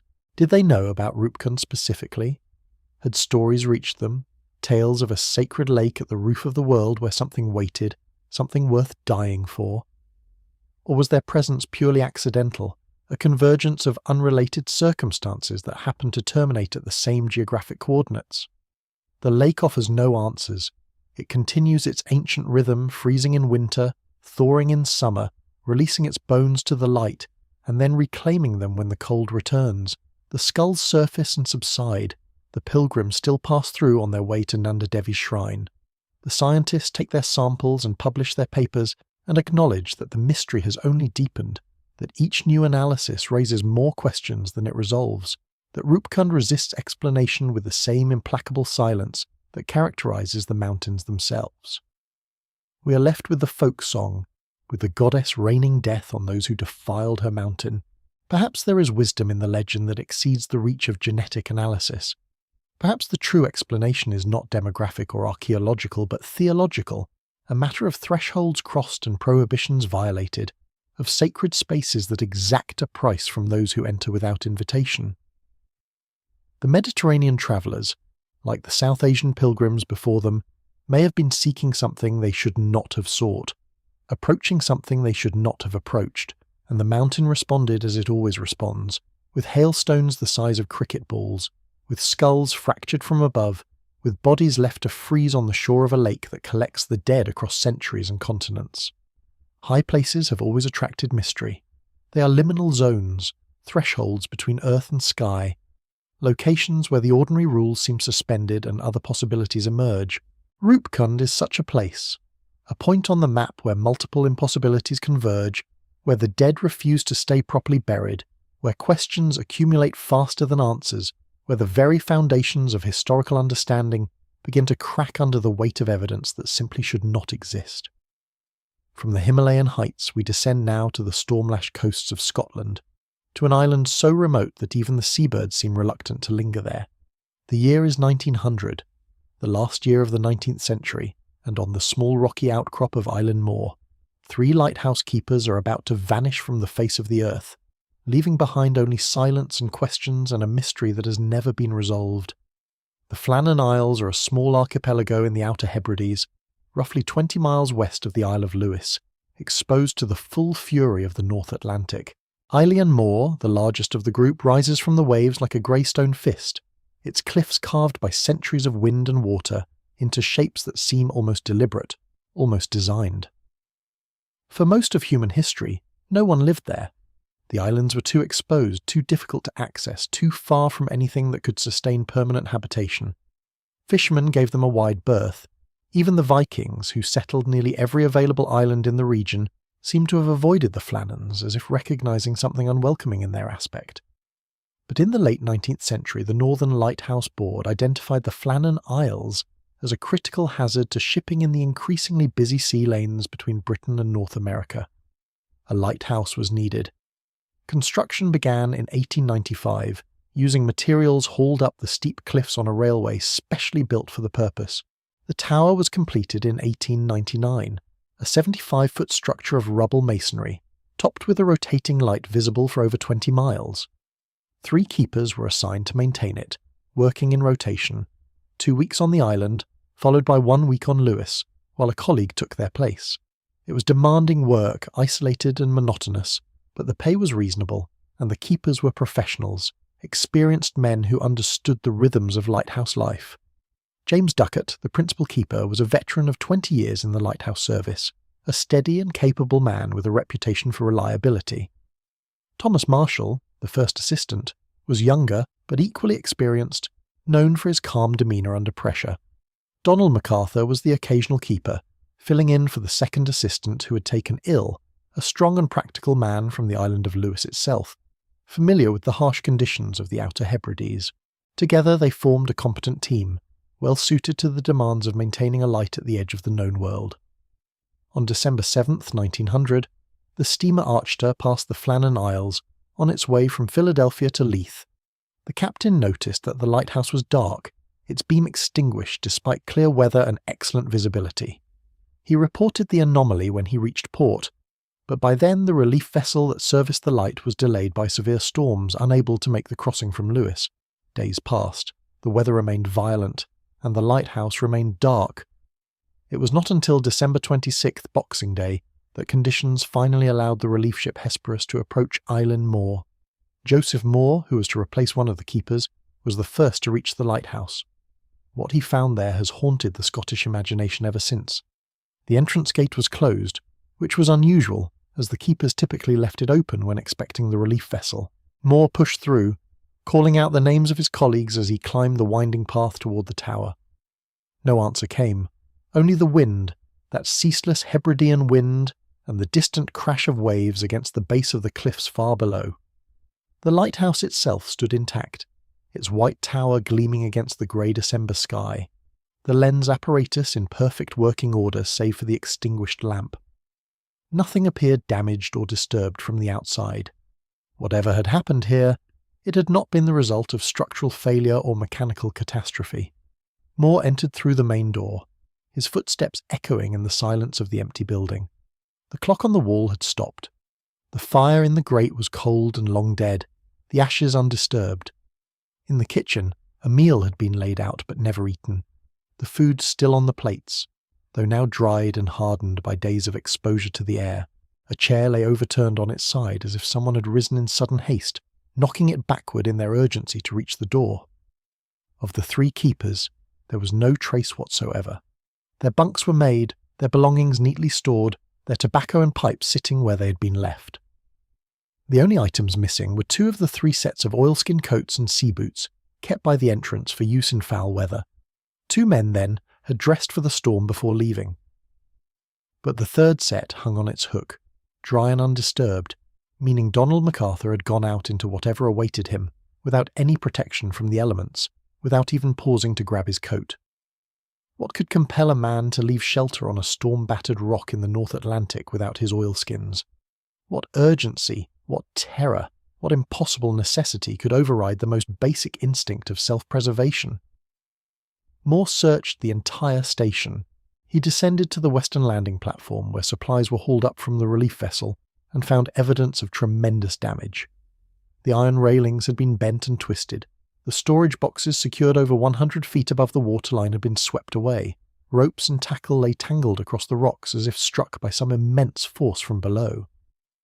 Yet the eastern landing on the opposite side of the island remained perfectly undisturbed, its equipment intact, its railings straight and true. Whatever had happened, whatever force had struck the western platform with such violence, it had come from a specific direction, at a specific moment, with devastating and localized effect. But here is where the mystery deepens beyond the merely strange into the genuinely inexplicable. The lighthouse log, maintained by the keepers in meticulous detail, told a story that contradicted everything the investigating officials thought they understood about the events on Island Moor. Thomas Marshall's entries for December 12th described a violent storm, waves higher than he had ever witnessed in his career, striking the island with what he called unprecedented fury. His handwriting, normally steady and precise, had grown jagged and uneven. He noted that James Ducat, the principal keeper, had become uncharacteristically quiet and withdrawn. Donald MacArthur, the burly islander who had weathered countless Atlantic gales, had been observed crying, actually weeping, though whether from fear or some other emotion remained unclear. The entry for December 13th continued in the same vein. "Storm still raging," Marshall wrote. "Unable to go out, Ducat quiet, MacArthur crying. And then, more ominously, 12 noon, grey daylight, me, Ducat and MacArthur prayed." 3 experienced lighthouse keepers, hardened professionals who had spent their careers facing the worst weather the North Atlantic could deliver, reduced to prayer by something happening outside their walls. The final entry, dated December 15th, contained only a single line, written in a hand that seemed barely controlled. "Storm ended, sea calm, God is over all." The investigators who examined these logs were troubled, and not merely by their ominous content. They were troubled because when they checked the meteorological records for the Outer Hebrides during that period, they found no evidence of any unusual storm on December 12th, 13th, 14th, or 15th. The weather stations on Lewis, barely 20 miles away, had recorded moderate winds, typical December conditions, nothing that would explain the terror evident in Marshall's words. Ships that had passed through the area during those days reported no exceptional seas, no waves of unprecedented height, no conditions that would justify grown men weeping and praying together in their lighthouse. Whatever storm had terrified the keepers of Island Moor, it had not been recorded by any other observer in the region. It had struck only them, only that small grey island, as if summoned specifically for the purpose of their destruction. The official inquiry, conducted by the Northern Lighthouse Board in the weeks following the discovery, reached a conclusion that satisfied almost no one. The keepers, they determined, had been washed away by an exceptionally large wave while attempting to secure equipment at the western landing platform. 2 had gone out properly equipped, while the 3rd, hearing them cry out in distress, had rushed to help without pausing to dress appropriately. All 3 had been swept into the sea and drowned. It was a tragic accident, the board concluded, but ultimately explicable by the known dangers of lighthouse keeping in exposed locations. Yet this explanation leaves too many questions unanswered, too many details unexplained, too many contradictions unresolved. Why would all 3 keepers descend to the western landing together, leaving the lighthouse unattended when standard protocol strictly forbade such an action? Why would experienced men who understood the sea's dangers approach an exposed platform during conditions violent enough to bend iron railings and sweep away equipment secured 100 feet above the waterline? And if the storm that killed them was powerful enough to accomplish such destruction, why did no one else in the entire region observe it? Why do the log entries describe days of continuous terror when the weather records show nothing unusual? Why does Thomas Marshall write of a storm that ended on December 15th, followed by calm seas, when the keepers were clearly already gone by December 7th, the date the Archer observed the darkened light? The dates do not match. The weather does not match. The behaviour does not match anything that rational explanation can accommodate. 3 men who should have known better abandoned their post, abandoned their duties, abandoned the very protocols designed to keep them alive, and walked into something from which they never returned. Over the years, alternative theories have accumulated around the Island Moor disappearance like barnacles on a shipwreck. Some have suggested a rogue wave, a rare but documented phenomenon in which individual waves of immense height can appear seemingly from nowhere, even in otherwise moderate seas. Such a wave might strike the western platform without being observed from Lewis, might deliver enough force to bend the railings and sweep away equipment, might catch all 3 men if they happen to be together in the wrong place at the wrong moment.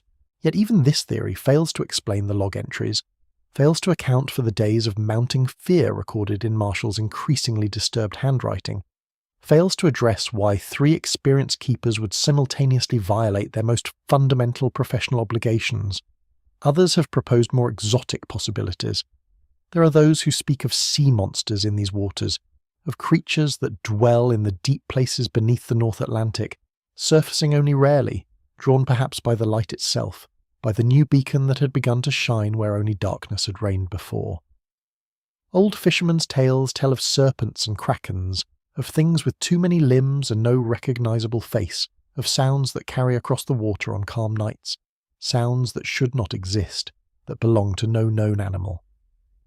Are such tales merely superstition, the projections of fearful minds onto the vast unknowable darkness of the ocean, or do they preserve in distorted form some memory of genuine encounters, genuine dangers, genuine reasons why the Vikings chose to leave these particular islands alone?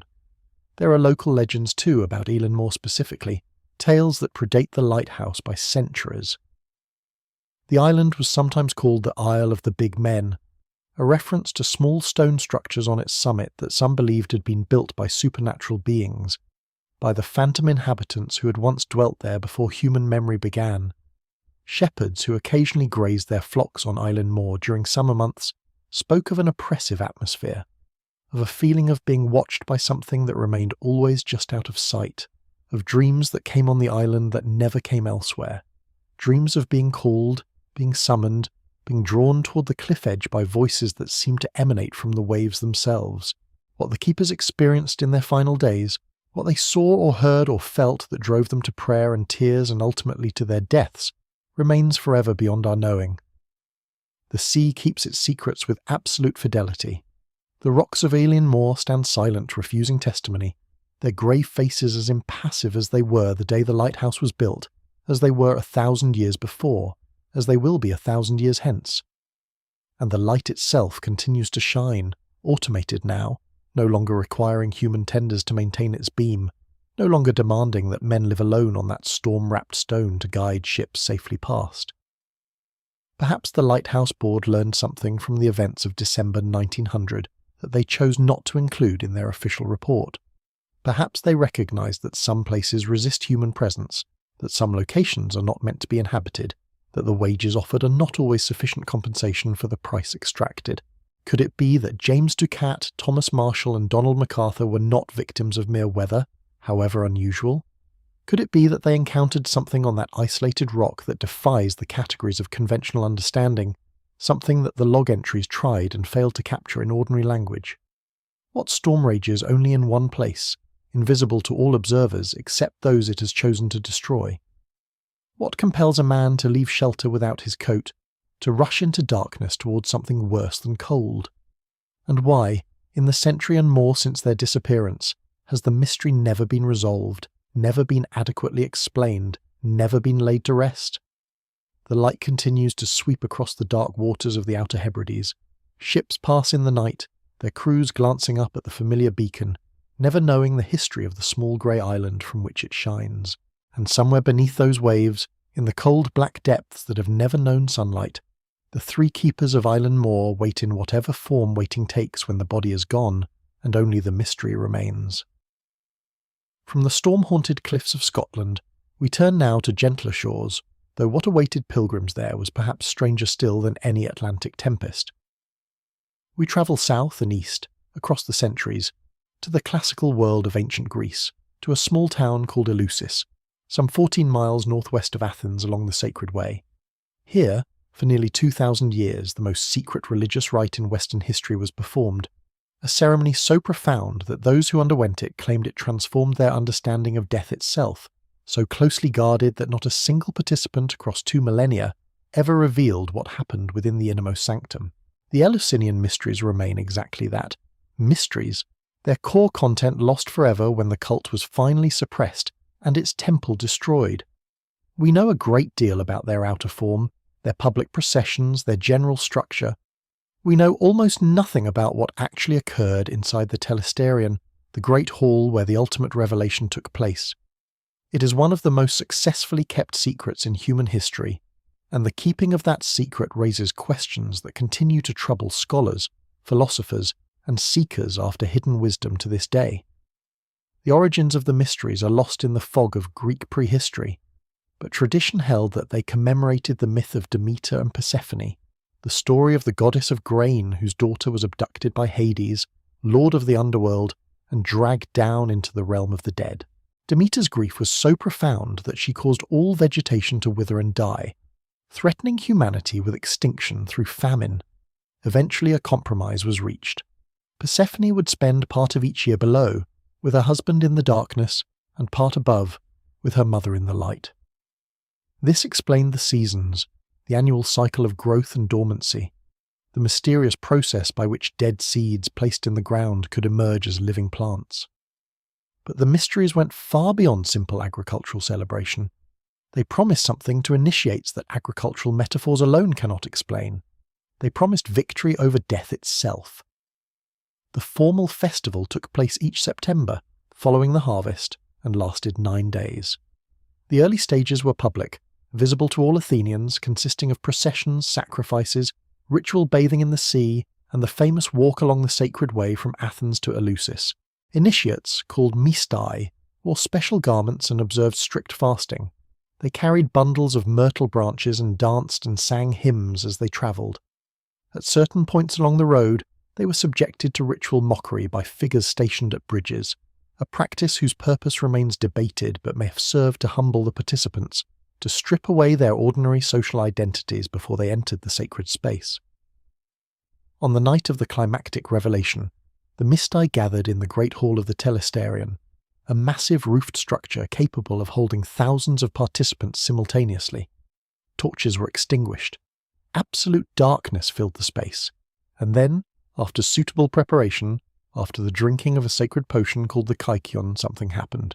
Something was shown, something was said, something was done, and when it was over, the initiates emerged transformed, convinced that they had seen through the veil that separates the living from the dead, that they had been granted knowledge that removed their fear of mortality, that they carried with them forever after a secret that bound them in sacred brotherhood with all others who had shared the same experience. The testimonies of initiates, while carefully avoiding any specific revelation, are remarkably consistent in their emotional tenor. "Happy is he among men upon earth who has seen these mysteries," wrote the author of the Homeric hymn to Demeter. "He who is uninitiate and has no part in them never has lot of like good things once he is dead down in the darkness and gloom." Pindar wrote that those who had seen Eleusis knew the end of life and the Zeus-given beginning. Cicero, writing centuries later from a Roman perspective, claimed that Athens had produced nothing finer than the mysteries, for by their means we have been brought out of our barbarous and savage mode of life, and educated and refined to a state of civilization. And as the rites are called initiations, so in very truth we have learned from them the beginnings of life, and have gained the power not only to live happily, but also to die with a better hope. These are not the words of men describing a pleasant religious ceremony. These are the words of men describing the most significant experience of their lives, an encounter with something that fundamentally altered their relationship with death. And yet none of them say what they saw. None of them describe the revelation. None of them break the silence that the mysteries demanded from all who participated. The penalty for revealing the secrets was death, but this alone cannot explain the universal silence. Many ancient initiates lived for decades after their experience. Many died in remote locations far from Athenian law. Many had opportunities to whisper the truth to friends, to write it in private correspondence, to hint at least at the nature of what had been revealed. None did, not one. Across nearly 2,000 years of continuous practice, involving countless thousands of participants from every level of Greek and later Roman society, the secret was never betrayed. What could inspire such absolute loyalty? What could have been shown in that dark hall that commanded such perfect silence? The question has haunted scholars for centuries, generating theories that range from the mundane to the extraordinary. Some have proposed that the mysteries involved theatrical spectacle, a dramatic reenactment of the Persephone myth using elaborate staging, light effects, and emotional manipulation to create a powerful but ultimately conventional religious experience. The Greeks were, after all, masters of theatre, and the Telesterion could have accommodated remarkable technical innovations. A sudden revelation of light after prolonged darkness, a vision of the goddess herself emerging from the underworld, might have overwhelmed participants already primed by fasting, exhaustion, and expectation. Yet this theory struggles to explain the consistent reports of transformation, the claims of genuine knowledge acquired, the descriptions of fear removed rather than merely suppressed. A theatrical performance, however impressive, does not typically generate the kind of testimonies that survive from Eleusis. Something more seems to have been at work, something that affected initiates at a deeper level than spectacle alone can reach. More controversial theories have focused on the kykeon, the sacred potion consumed by initiates before entering the telesterion. Ancient sources describe it as a mixture of barley, water, and pennyroyal mint, an apparently simple beverage that nonetheless held profound ritual significance. In the 1970s, researchers including Albert Hofmann, the discoverer of LSD, proposed that the barley used in the kykeon may have been infected with ergot, a fungus that produces compounds closely related to lysergic acid. If the priests of Eleusis had discovered how to process ergot-infected grain to extract its psychoactive properties while eliminating its more toxic effects, they would have possessed a powerful tool for inducing altered states of consciousness, visions that might well remove the fear of death by providing direct experiential evidence of realities beyond ordinary perception. The ergot theory remains speculative, supported by intriguing circumstantial evidence but lacking definitive proof. Yet it aligns remarkably well with the surviving testimonies, which describe experiences that sound less like watching a play and more like undergoing a genuine encounter with something numinous, something that revealed truths inaccessible through ordinary means. If the mysteries did involve a psychoactive sacrament, it would explain not only the profundity of the experience, but also the absolute secrecy maintained around it. The knowledge of how to prepare such a substance, how to administer it safely, how to guide participants through the resulting state would have been enormously valuable. Something to guard against misuse, something to protect from the uninitiated, something that required the elaborate ritual context of Eleusis to function properly and safely. Whatever the mechanism, the effects were undeniable. For nearly 2 millennia, the mysteries shaped the spiritual life of the ancient Mediterranean world. Emperors and philosophers, soldiers and slaves, men and women from every corner of the Greek and Roman cultural sphere travelled to Eleusis to be initiated, to join the ranks of those who had seen what lay beyond the veil. The cult survived the conquest of Greece by Rome, the transformation of the ancient world by Christianity, the decline of the old gods in the face of new religions. It endured until 392 CE, when the Christian Emperor Theodosius I issued a decree banning all pagan worship throughout the Roman Empire. The sanctuary at Eleusis was closed. The temple was later destroyed by Alaric and his Visigoths in 396 CE. The priests who had preserved the secrets across countless generations were scattered, and with them went whatever knowledge had made the mysteries possible. We are left with fragments, with hints, with the tantalizing testimonies of those who experienced something so profound they were willing to keep silent about it for the rest of their lives. We are left with a building foundation, excavated and studied but yielding no trace of the mysteries performed within its walls. We are left with questions that multiply the more we learn.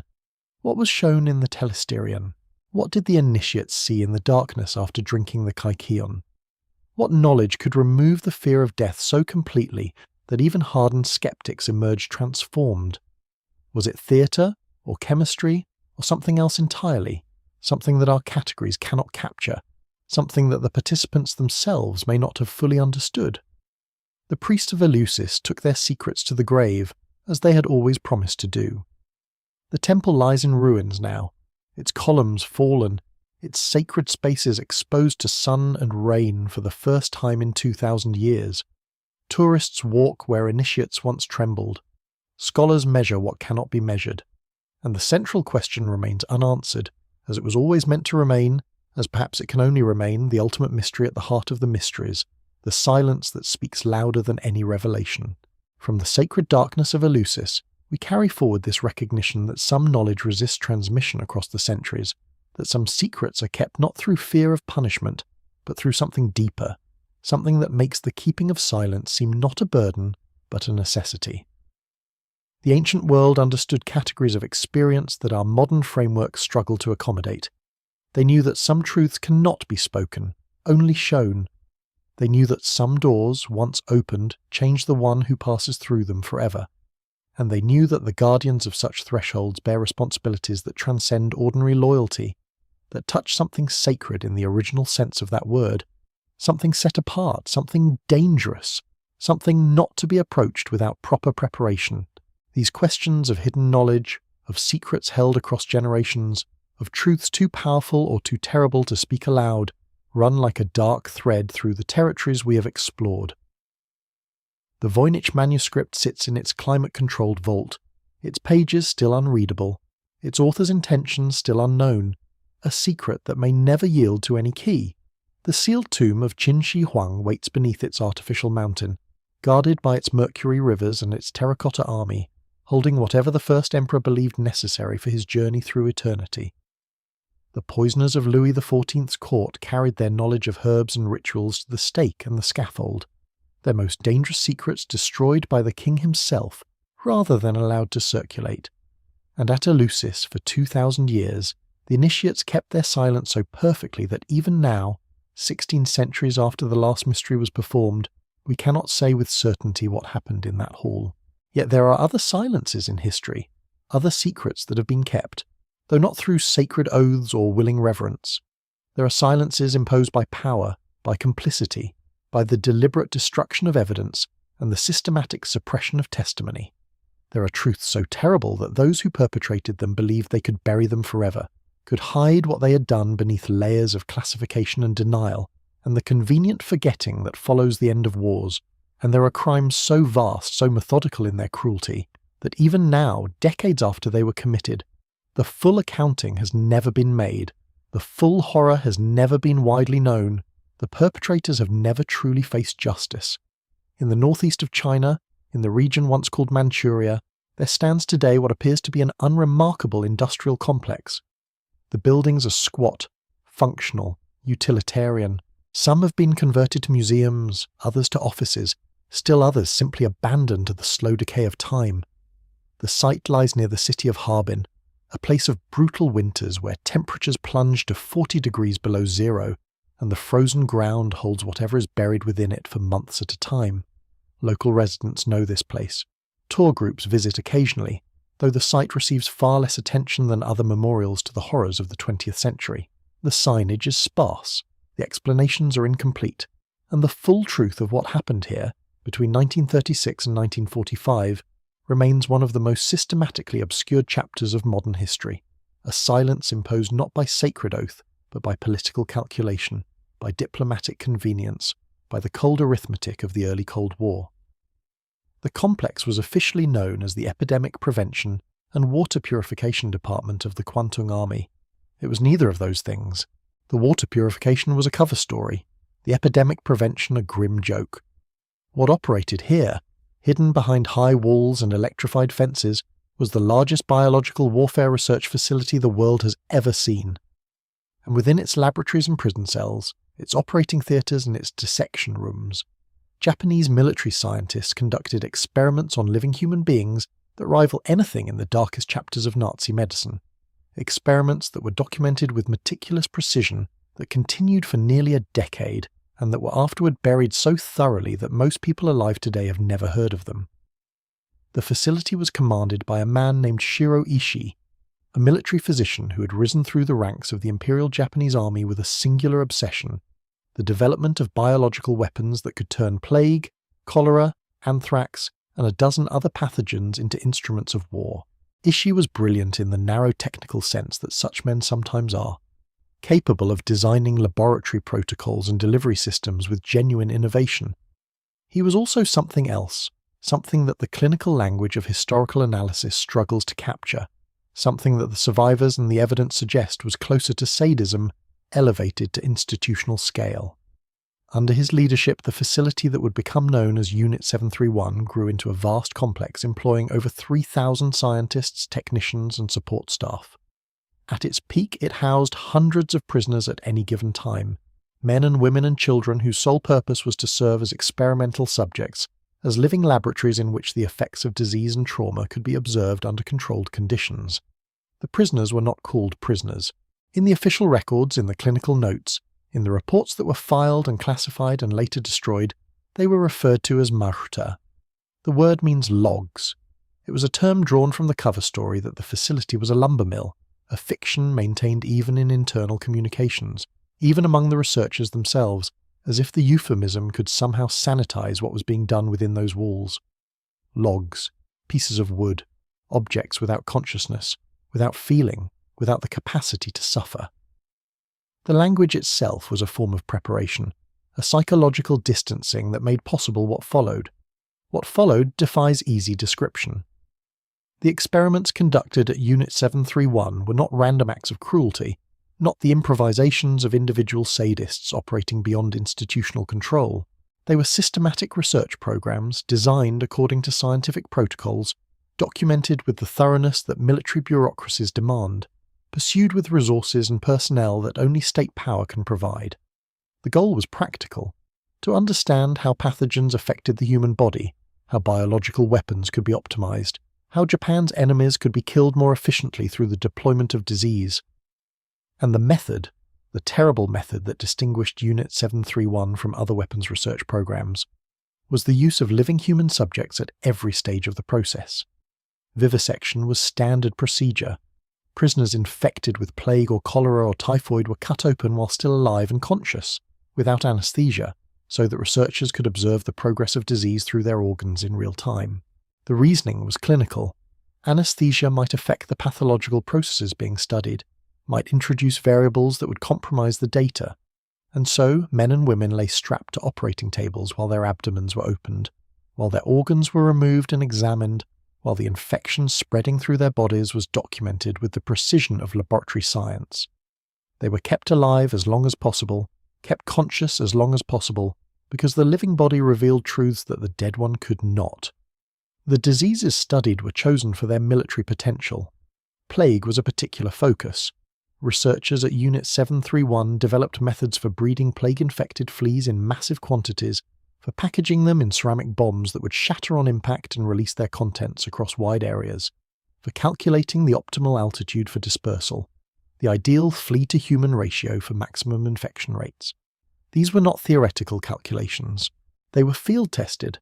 In 1940, 1941, and 1942, Japanese aircraft dropped plague-laden payloads on Chinese cities. Cholera was introduced into wells and water supplies. Anthrax spores were scattered across farmland. The death toll from these attacks has never been precisely determined. Estimates range from tens of thousands to hundreds of thousands. What is certain is that epidemics broke out in regions where Japanese biological bombs had fallen, that the diseases spread through civilian populations with the inevitable cruelty of contagion, that children died of plague in villages that had never known Japanese soldiers, infected by weapons designed in laboratories where other children were being dissected alive. The range of experiments extended far beyond infectious disease. Frostbite research was conducted during the brutal Manchurian winters, with prisoners' limbs immersed in freezing water or exposed to sub-zero temperatures until the tissue died. Researchers documented the progression of frostbite through its stages, observed the blackening of flesh, experimented with methods of treatment and amputation. Pressure chamber tests subjected prisoners to rapid decompression until their organs ruptured and their eyes burst from their sockets, generating data on the physiological limits of the human body at altitude. Centrifuge experiments spun subjects until they lost consciousness and their blood pooled in their extremities. Prisoners were hung upside down to measure how long it took them to die. They were injected with animal blood. They were subjected to lethal doses of X-rays. They were used to test experimental weapons, including biological agents that were never deployed, germ bombs that were designed but never dropped, poisons that were calibrated against living bodies before being set aside for future use. Women were subjected to particular horrors. Some were forcibly impregnated and then vivisected at various stages of pregnancy to study fetal development. Others were infected with syphilis to observe the progression of the disease through the female reproductive system. The clinical detachment of the documentation is perhaps the most disturbing element of all. These were not crimes committed in the chaos of battle, not atrocities arising from the breakdown of discipline that sometimes accompanies war. They were conducted according to protocols overseen by supervisors, written up in reports that followed standard formats. The researchers took photographs. They made diagrams. They published findings in medical journals, though with the methodology carefully obscured. The bureaucracy of murder functioned with the same efficiency as any other military operation, and then the war ended. In August 1945, Soviet forces swept into Manchuria, and the Japanese military presence collapsed with stunning speed. Unit 731 and its affiliated facilities were hastily evacuated. Buildings were destroyed, records were burned, prisoners were killed to eliminate witnesses. The vast complex that had operated with such institutional thoroughness was reduced to rubble in a matter of days, as if the evidence of what had happened there could be erased along with the physical structures that had housed it. The researchers dispersed into the chaos of a collapsing empire, carrying with them the knowledge they had acquired and the secrets they had sworn to keep. Some did not escape. Soviet forces captured a number of Unit 731 personnel, and in 1949 the Soviets held war crimes trials in the city of Khabarovsk. 12 Japanese officers and scientists were convicted and sentenced to labor camps. The trial transcripts were published, the testimony documented, the crimes described in explicit detail. The Western world largely ignored these proceedings. The Khabarovsk trial was dismissed as Soviet propaganda, its findings doubted, its significance minimized. The Cold War had begun, and evidence produced by communist courts was viewed through lenses of suspicion that distorted everything it touched. The Soviet attempt to bring Unit 731's crimes to international attention failed, lost in the ideological noise of a divided world. But there was another reason for the silence, a reason that would not become fully clear for decades, a reason that implicates not only the perpetrators of these crimes, but the nation that would emerge from the war as the leader of the free world. In the chaos of Japan's defeat, American intelligence officers had conducted their own interrogations of Unit 731 personnel. They had reviewed what documentation survived the hasty destruction. They had assessed the value of the research that had been conducted in those laboratories, research purchased at such unspeakable cost. And they had made a decision. The data was deemed too valuable to lose. The experiments conducted on living human subjects, the carefully documented observations of disease progression, the development protocols for biological weapons, the field test results from the Chinese attacks, all of this represented a body of knowledge that could not be obtained through ethical research, that could never be replicated without committing the same crimes. The United States had its own biological weapons program. It wanted that data. And it was willing to pay a price that would have seemed unthinkable if anyone outside the highest levels of the military and intelligence apparatus had known about it. Shiro Ishii and the senior leadership of Unit 731 were granted complete immunity from prosecution in exchange for their research findings. This was not a rumoured deal, not a conspiracy theory requiring interpretation of ambiguous evidence. It was a deliberate policy decision, documented in cables and memoranda that would remain classified for decades, approved by officials who understood exactly what they were doing and judged it worth the cost. The men who had overseen the vivisection of thousands of human beings, who had unleashed plague on civilian populations, who had treated Chinese and Korean and Russian and Allied prisoners as literally subhuman, as logs to be processed and discarded. These men walked free. They were never charged. They were never tried. They were never publicly named as war criminals. Many of them prospered. Ishii himself lived quietly in Japan until his death from throat cancer in 1959. Other researchers returned to academic careers, to positions at universities and pharmaceutical companies, to respectable lives in the post-war Japanese establishment. They published papers. They trained students. They received honours. The knowledge they carried, the things they had done and seen, remained locked behind walls of silence that proved as impenetrable as any oath sworn at Eleusis. When Japanese investigative journalists began probing the history of Unit 731 in the 1980s, they encountered denials and evasions and the blank incomprehension of men who had long since convinced themselves that what they had done was science, not crime, research, not murder. The full American role in this bargain did not become widely known until 1998, when the United States government declassified documents acknowledging the immunity deal. Even then, the revelations generated little sustained attention. The crimes were 50 years in the past. The perpetrators were dead or very old. The geopolitical considerations that had seemed so urgent in 1945 were the concerns of a world that no longer existed. And perhaps there was something else at work as well. A reluctance to reckon with the implications of what had been done. A preference for the comfortable distance that allows us to assign atrocity to categories, to speak of it as something that happened elsewhere, in other times, perpetrated by others whose evil we can condemn without examining too closely. The questions multiply the longer one contemplates what occurred in those laboratories. How does a person become capable of such things? The researchers at Unit 731 were not, by most accounts, unusually cruel in their personal lives. They were trained physicians, educated men, individuals who had taken oaths to do no harm. They returned from their shifts at the facility to families, to children, to the ordinary routines of domestic existence. They conducted experiments that would make a torturer flinch, and then they went home for dinner. What mechanisms of compartmentalization, what structures of institutional permission, what hierarchies of authority and diffusion of responsibility made this possible? And what does it mean that the knowledge they produced was judged valuable enough to purchase with immunity? The data obtained from Unit 731's experiments informed American biological weapons research for years. Information about frostbite, about pressure tolerance, about the progression of disease through the human body. All of this found its way into American scientific literature, its origins obscured or forgotten, its provenance deliberately concealed. How much of what we know about the physiological limits of the human body derives ultimately from research conducted on the living bodies of prisoners in Manchuria? The question is not rhetorical. It has no easy answer. Medical ethics debates about the use of Nazi research data have generated extensive literature. Similar debates about Unit 731 data are far less common, perhaps because the facts themselves remain far less widely known. Japanese acknowledgement of what happened has been inconsistent at best. Official government statements have varied over the decades, sometimes expressing regret for wartime suffering in general terms, rarely addressing the specifics of biological warfare research with the directness that survivors and victims' families have demanded. Japanese textbooks have historically minimized or omitted the history of Unit 731, though this has begun to change in recent years as a younger generation of historians has pushed for more honest reckoning. Museums at the site in Harbin are maintained primarily by Chinese authorities, who have their own complicated relationship with the history of Japanese occupation and the uses to which that history can be put.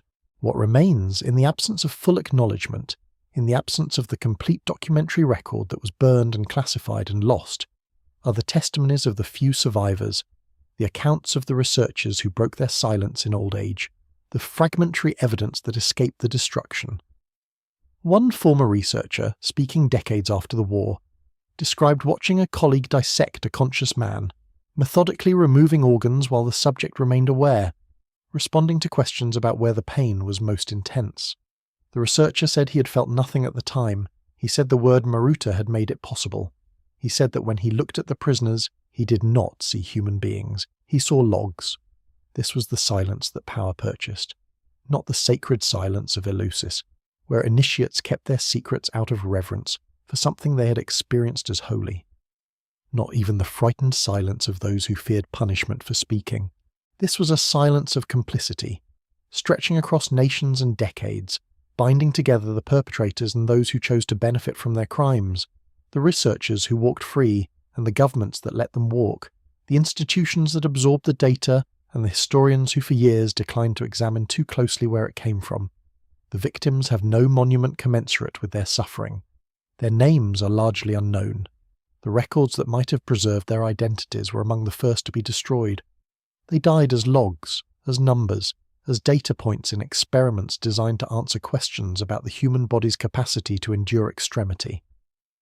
And the answers to those questions were filed away, declassified decades later, absorbed into the scientific literature without attribution, a terrible inheritance that we carry whether we acknowledge it or not.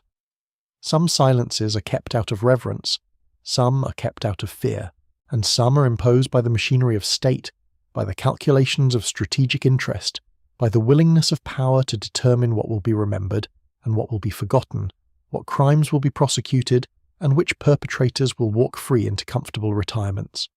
The silence surrounding Unit 731 was not sacred. It was purchased, and the price was paid not by those who benefited from it, but by those whose suffering made the purchase possible. From the frozen ground of Manchuria, where the bodies of the unnamed dead still lie in mass graves that have never been fully excavated, we turn now to another form of institutional darkness, another chapter of hidden history in which a powerful government experimented on those it was supposed to protect.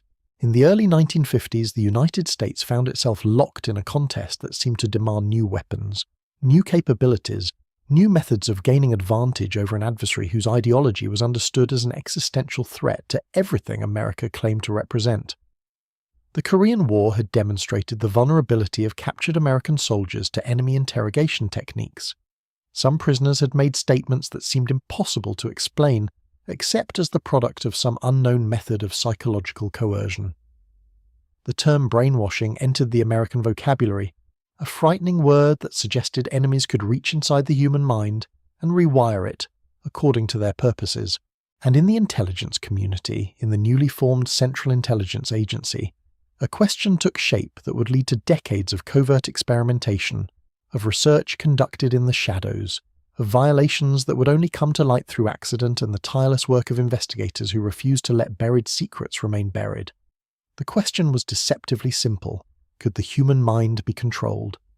The answer, according to the men who ran the program that came to be known as MKUltra, was that they intended to find out. And they were willing to use any means necessary, test any substance, explore any technique, and sacrifice any number of unwitting human subjects to discover whether the mind could be broken, rebuilt, and bent to purposes determined by those who held power over it.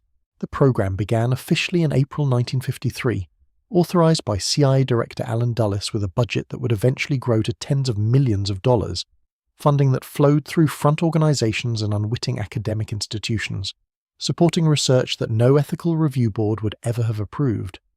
The stated justification was defensive.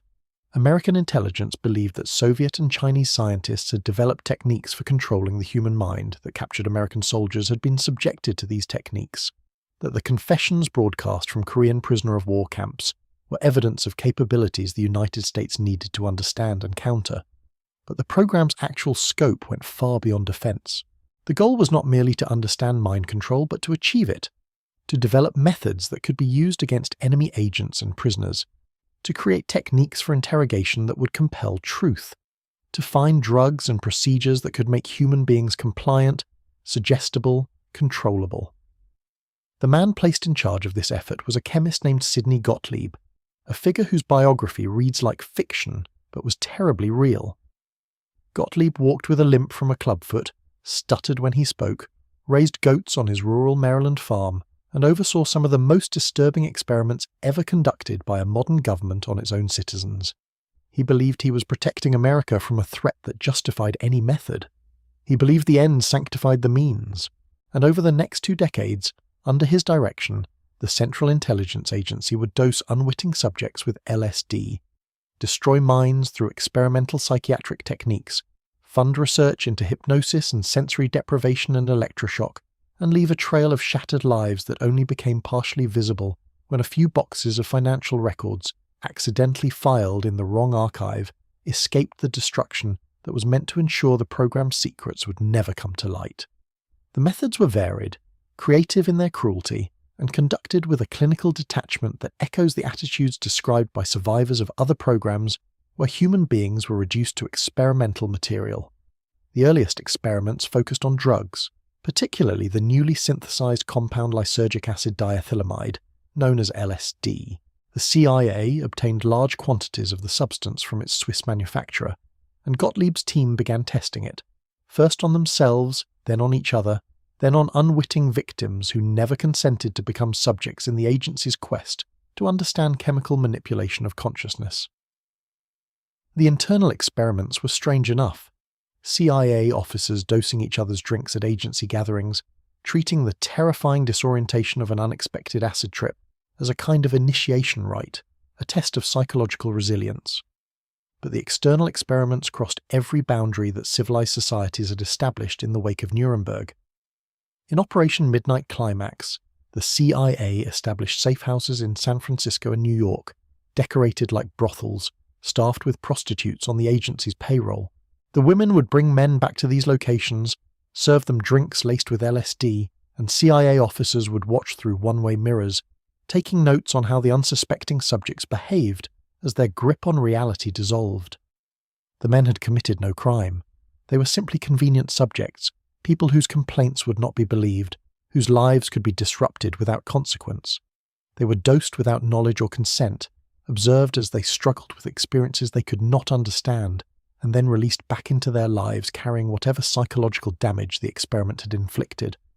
But the prostitution experiments, disturbing as they were, represented only one edge of the program's reach. The CIA also funded research at some of America's most prestigious academic and medical institutions, channeling money through front organizations with names that revealed nothing of the true source. Universities received grants for research into the effects of drugs on human behavior.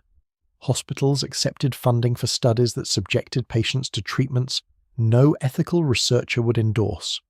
And in Canada, at the Allen Memorial Institute in Montreal, a psychiatrist named Donald Ewan Cameron conducted experiments that stand among the most horrifying ever performed in the name of science. Cameron believed he could cure mental illness by erasing patients' existing personalities and rebuilding them from scratch. His technique, which he called psychic driving, involved inducing prolonged comas in his patients using combinations of barbiturates and other sedatives, keeping them unconscious for weeks at a time while recordings of simple phrases played on loops through speakers mounted beneath their pillows. The phrases were meant to reprogram the mind, to overwrite existing thought patterns with new ones implanted by the therapist. Patients were subjected to massive doses of electroconvulsive therapy, sometimes multiple times daily, far beyond any medically accepted protocol. They received LSD without their knowledge or consent. They emerged from these treatments not cured but damaged, their memories fragmented or erased, their sense of identity shattered, unable to recognize family members or recall basic facts about their own lives. The CIA funded this research. Cameron received grants from the Society for the Investigation of Human Ecology, a CIA front organization supporting work that destroyed the minds of Canadian citizens who had sought treatment for conditions like depression and anxiety. They came to the hospital hoping to be helped. They left unable to recognize their own children, and the agency that funded their destruction maintained its silence, classified its connection to the research, and allowed Cameron to continue his work until he died in 1967, never facing any legal consequence for what he had done. The scope of MK Ultra extended further still. The agency explored hypnosis, seeking to determine whether subjects could be programmed to perform actions they would not consciously choose, whether assassins could be created who would have no memory of their instructions. They studied sensory deprivation, isolating subjects in lightless, soundless chambers to observe the breakdown of psychological stability. They investigated electroshock, narcohypnosis, combinations of drugs and psychological manipulation designed to create states of extreme suggestibility. Sub-projects numbered in the hundreds, conducted at 80 institutions including 44 colleges and universities, 12 hospitals, 3 prisons, and numerous other facilities. The program touched lives across the continent, most of whom never knew they had been part of anything, never understood why their minds seemed to break in ways they could not explain. One case became briefly famous, then was deliberately obscured. In 1953, a CIA scientist named Frank Olson attended a retreat at a cabin in western Maryland. Without his knowledge, Sidney Gottlieb slipped LSD into his after-dinner liqueur. Olson had a severe reaction. In the days that followed, he became increasingly paranoid, increasingly disturbed. Just over a week later, he fell from the window of a New York hotel room, 13 floors to his death. The official story was suicide, a troubled man who had taken his own life. For 20 years, his family believed this. Then, in 1975, documents emerged during congressional investigations that revealed Olson had been dosed with LSD as part of MK Ultra. The family was paid a settlement, offered a personal apology by President Gerald Ford and CIA Director William Colby. But questions remained. Forensic examination of Olson's exhumed remains in 1994 found a previously undetected cranial injury consistent with a blow to the head before the fall. Was it suicide? Or was Frank Olson silenced because he had seen too much, knew too much, had become too unstable to trust with the secrets of a program that could never be acknowledged? The truth died with him, in a fall from a 13th floor window in Manhattan. The program continued through the 1950s and into the 1960s, adapting its methods, expanding its reach, leaving behind a trail of damage that would take decades to partially document. And then, in 1973, as congressional investigations began to close in, as the Watergate scandal made the exposure of government secrets suddenly possible, CIA Director Richard Helms ordered the destruction of virtually all MKUltra records. Filing cabinets were emptied. Documents were fed into shredders. The paper trail that might have revealed the full scope of the program, the complete list of institutions and individuals involved, the names of every subject who had been experimented upon without consent, all of it was systematically eliminated. What survived was an accident of bureaucracy. Financial records, filed separately from operational documents, escaped the destruction. When congressional investigators obtained these records, they provided a fragmentary glimpse into a program whose full extent could no longer be reconstructed.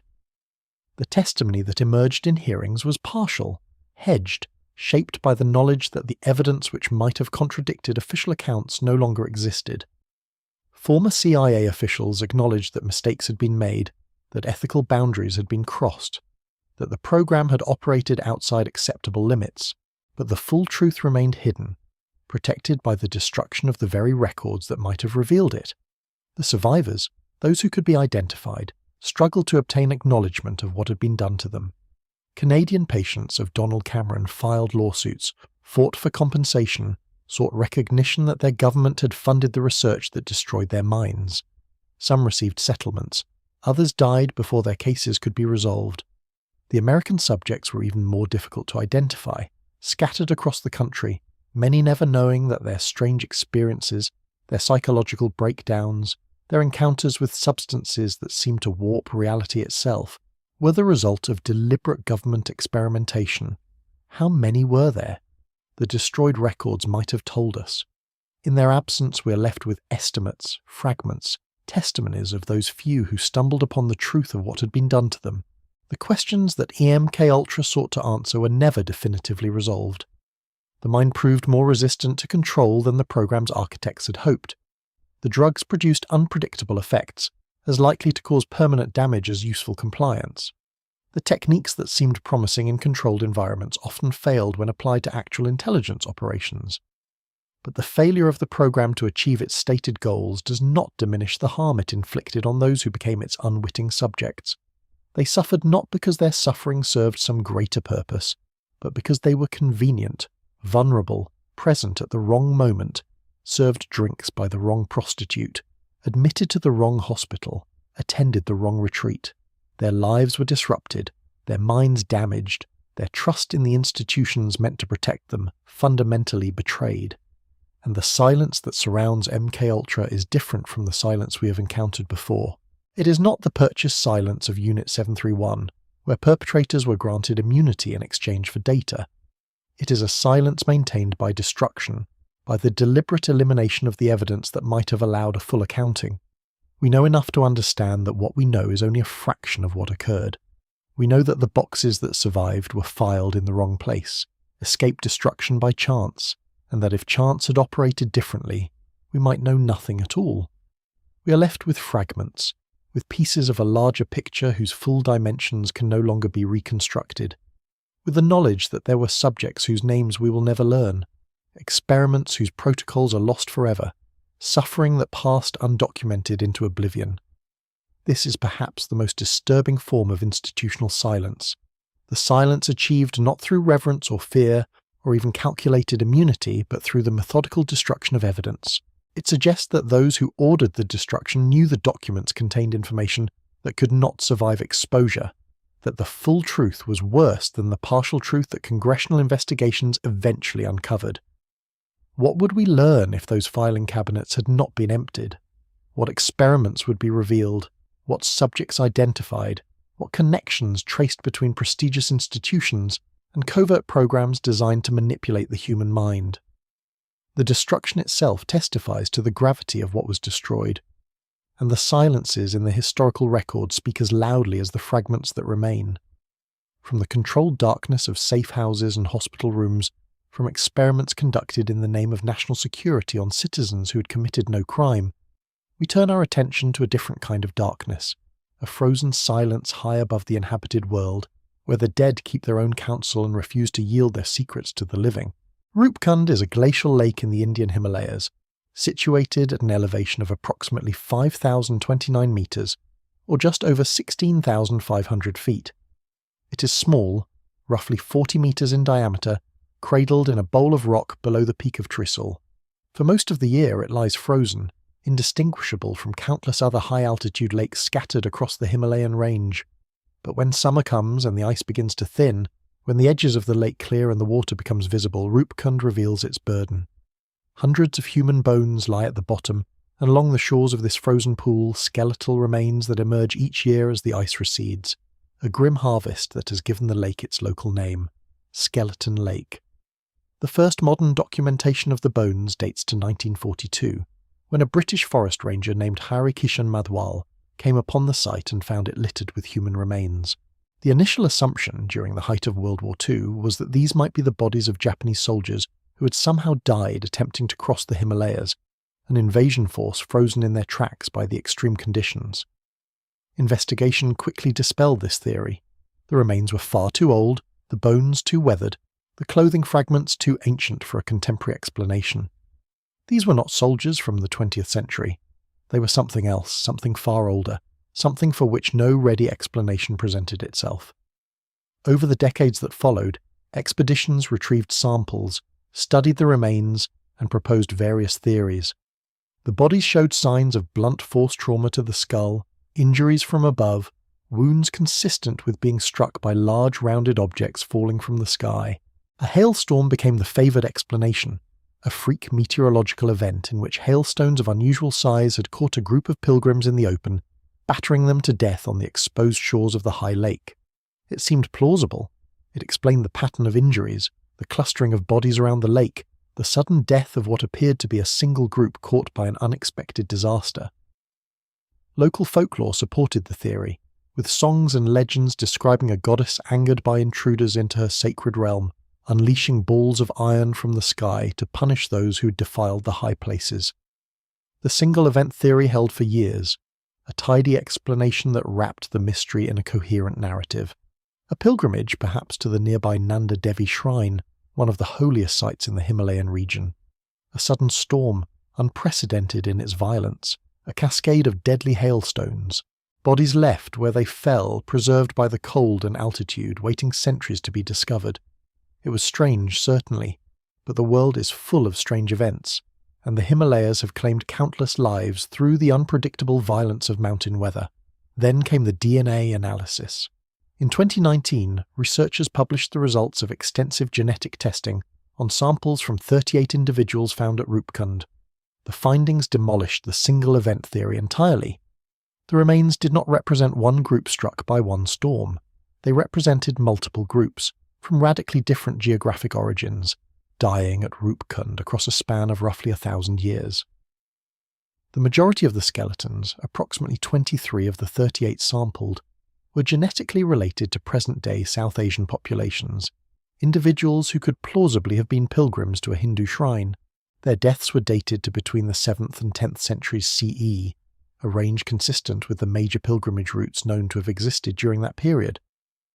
But 14 of the individuals showed ancestry that placed their origins not in South Asia, but in the Eastern Mediterranean, genetic profiles most closely resembling modern Greek populations, and their deaths dated not to the early medieval period, but to approximately the 19th century CE, nearly 1,000 years later than the South Asian group. A single skeleton showed ancestry consistent with Southeast Asian populations. The timeline of death placed this individual among the South Asian group in the medieval period, but their genetic background suggested an origin far from the Indian subcontinent. What are we to make of this? How do people from the Eastern Mediterranean, people whose genetic ancestry traces to regions thousands of miles from the Himalayas, come to die at a remote glacial lake at 16,500 feet in the mountains of India in the 19th century, their bodies mingling with remains of local pilgrims who died a millennium earlier? What brought Greeks, or people of Greek descent, to this frozen place? And why does the lake continue to accumulate the dead across centuries, as if it were not merely a site of isolated disaster, but a persistent destination for those who seek something in the high places and do not return? The researchers who published the study offered no definitive explanation. They noted the puzzling nature of the findings, the difficulty of reconciling the genetic diversity with any simple narrative, the need for further investigation into historical records that might explain the presence of Mediterranean individuals in the Himalayas during the 19th century. Perhaps they were travellers, merchants, members of some colonial expedition gone terribly wrong. Perhaps the lake lies along a route that has drawn people from distant lands for reasons we do not fully understand. Perhaps there is something about this place that calls to those who seek it, regardless of origin or era, and does not let them leave. The local legend speaks of Nanda Devi, the goddess whose mountain home dominates the region, a deity who does not tolerate intrusion into her sacred spaces. The folk song describes her wrath manifesting as iron balls falling from the sky, and the skull fractures observed on many of the remains would be consistent with such an assault. But a goddess who strikes down pilgrims across 1,000 years, who draws victims from as far as the Mediterranean only to kill them on her frozen shores, is a deity of disturbing appetites, a force that operates on timescales and across distances that defy ordinary understanding. The lake keeps its secrets frozen for most of each year.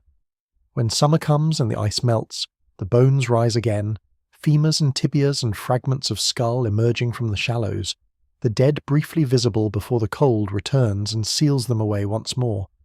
Each summer reveals the same puzzle, the same mute testimony to deaths that cannot be explained, a congregation of the unknown gathering at a place that should be empty, has no strategic value, offers no resources, promises nothing but cold and silence and an end far from home. Standing at Rupkund, if one could reach such a remote and challenging destination, one would see the bones scattered like offerings across the lake bed, the remnants of journeys that ended here for reasons no document records, no survivor describes. The air at that altitude is thin, each breath an effort, the mind clouded by oxygen deprivation, the world reduced to the immediate facts of rock and ice and the dead who cannot speak. One would wonder what drew these people here, what purpose they thought they served, what they were seeking in the high places that cost them their lives. And the lake would offer no answer, only the patient accumulation of bodies across centuries, a mystery that deepens with each new discovery. Each genetic analysis that reveals the dead was stranger, more diverse, more inexplicable than anyone had previously imagined. From the frozen silence of Skeleton Lake, where the dead rise each summer to remind us how little we understand, we travel to the wind-swept edges of Scotland, to a lighthouse on a rock in the Atlantic, where 3 men vanished into a darkness that has never been explained. Island Moor is one of the Flannan Isles, a small cluster of rocky islands approximately 20 miles west of the Isle of Lewis in the Outer Hebrides. The islands are uninhabited, too small and exposed for permanent settlement. Their only human presence, a lighthouse built in 1899 to guide ships through the dangerous waters of the North Atlantic. The lighthouse was tended by a rotating crew of keepers, men who lived for weeks at a time on the barren rock, maintaining the light that kept passing vessels from foundering on the reefs, waiting for relief boats that would bring supplies and take them back to their families on the mainland. In December of 1900, the steamer Archster passed the Flannan Isles and noted that the lighthouse was dark. This was reported upon the ship's arrival in port, but bad weather prevented an immediate investigation. The relief vessel Hesperus, already scheduled to visit the lighthouse with supplies and a replacement keeper, was delayed by rough seas. It was not until December 26th that the Hesperus finally reached Island Moor, and a boat could be landed on the eastern jetty. What the relief party found has generated speculation for over a century. The lighthouse was deserted. No keepers responded to signals or calls. The light was out. The mechanism stopped. Inside the lighthouse, the clock had stopped, the beds were not slept in, and the fire in the grate had long since died. On the kitchen table sat an untouched meal, as if the men had been interrupted in the midst of eating and had left without taking a single bite. A chair lay overturned on the floor. The 3 keepers, James Duckett, Thomas Marshall and Donald MacArthur, had vanished. Their bodies were never found. Their fates remain unknown to this day. The investigation that followed attempted to reconstruct what had happened. Some facts seemed clear. 2 of the 3 men's oilskin coats were missing from their hooks, suggesting they had gone outside into the weather, but the 3rd coat, belonging to Donald MacArthur, remained in place. He had apparently gone out without it, into conditions that would have required protection from the elements. Why would an experienced lighthouse keeper venture into a storm without his oilskin? What urgency could have driven him outside improperly dressed? The log entries provided the most disturbing evidence. Written by Thomas Marshall, the assistant keeper, they described severe storm conditions on December 12th, 13th and 14th. The entries grew increasingly strange. Marshall wrote of James Ducat, the principal keeper, being very quiet, and Donald MacArthur crying. For hardened lighthouse keepers, men accustomed to isolation and rough weather, to be reduced to tears and withdrawn silence was extraordinary. The final entry, dated December 15th, stated simply, "Storm ended, sea calm, God is over all." No further entries were made. The men disappeared sometime between December 15th and December 26th, during what should have been their normal period of duty. But here is the detail that transforms a tragedy into an enduring mystery. Meteorological records from the region show no severe storms on December 12th, 13th, or 14th. The weather at Islandmoor during those days was relatively calm. The terrible storm that Marshall described in such frightened detail, the storm that reduced experienced men to tears and silent withdrawal, the storm, after which one keeper noted that God is over all, does not appear in any contemporary weather data. The lighthouse keepers were documenting something that, according to all other evidence, did not happen. What did they see? What did they experience? What force descended on that rock in the Atlantic that left no trace in meteorological records, but was severe enough to terrify men who had spent their lives on the sea? And what compelled at least one of them, possibly more, to abandon the lighthouse without proper clothing, to venture out into whatever waited outside? The official inquiry concluded that the men had been swept away by a large wave while attempting to secure equipment on the western landing platform. Damage had been observed to the crane and railings on that side of the island, suggesting that heavy seas had indeed struck the rock at some point. The theory proposed that 2 keepers had gone out to deal with the emergency, that the third had seen them in danger from the window and had rushed out without his coat in a desperate attempt to help. All 3 were then taken by the sea. It is a plausible enough theory as far as it goes. Men have been swept from rocks before. The sea around the Flannan Isles is notoriously violent, but it fails to explain the log entries, the description of a storm that did not exist, the emotional states of the keepers in the days before their disappearance, the calm notation that God is over all, as if some ordeal had ended, only for something worse to follow. It fails to explain why an experienced keeper would run out into deadly weather without his oilskin, when he had time to see danger developing, and could have grabbed the coat that hung within arm's reach. It fails to explain the overturned chair, the uneaten meal, the sense that the lighthouse was not simply abandoned but fled. Theories have multiplied in the centuries since. Some suggest that one of the keepers went mad and killed the others before throwing himself into the sea, but no blood was found, no signs of violence beyond the overturned chair. Some propose an interpersonal conflict that drove the men apart into fatal carelessness, but the log entries suggest fear of something external, not internal disputes. Some speak of sea monsters, of giant waves that appear from nowhere, of phenomena that the keepers may have glimpsed and tried to describe with inadequate language. And some, in the borderlands where speculation meets folklore, speak of darker possibilities, of something that came to the lighthouse from the sea, something that the keepers saw and wrote about obliquely, something that took them in the end. The lighthouse still stands on Ealing Moor, automated now, no longer requiring human keepers to tend its light. Ships still pass the Flannan Isles, guided by the beacon that James Ducat, Thomas Marshall, and Donald MacArthur once maintained, and the rock keeps its silence, offering no testimony about what happened in December of 1900, what the keepers saw and feared and ultimately faced alone on their exposed outpost at the edge of the Atlantic. 3 men stepped out of documented history and into permanent mystery, leaving behind a log that describes impossible weather, a coat that should have been worn, and a table set for a meal that was never eaten. We have travelled, through these hours, through silences of many kinds. We have stood before manuscripts written in languages that no living person can read, before tombs sealed for millennia whose interiors remain unknown, before official records that were burned to hide the guilty and evidence that was destroyed to protect the state. We have encountered the purchased silence of immunity deals and the enforced silence of execution, the reverent silence of initiates who kept their oaths unto death, and the terrified silence of keepers who wrote of storms that did not exist.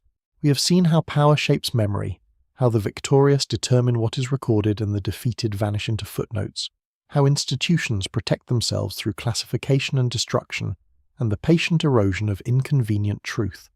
And through it all, the pattern repeats. There are things that powerful people do not want known. There are experiences that resist language, that those who have them cannot or will not articulate.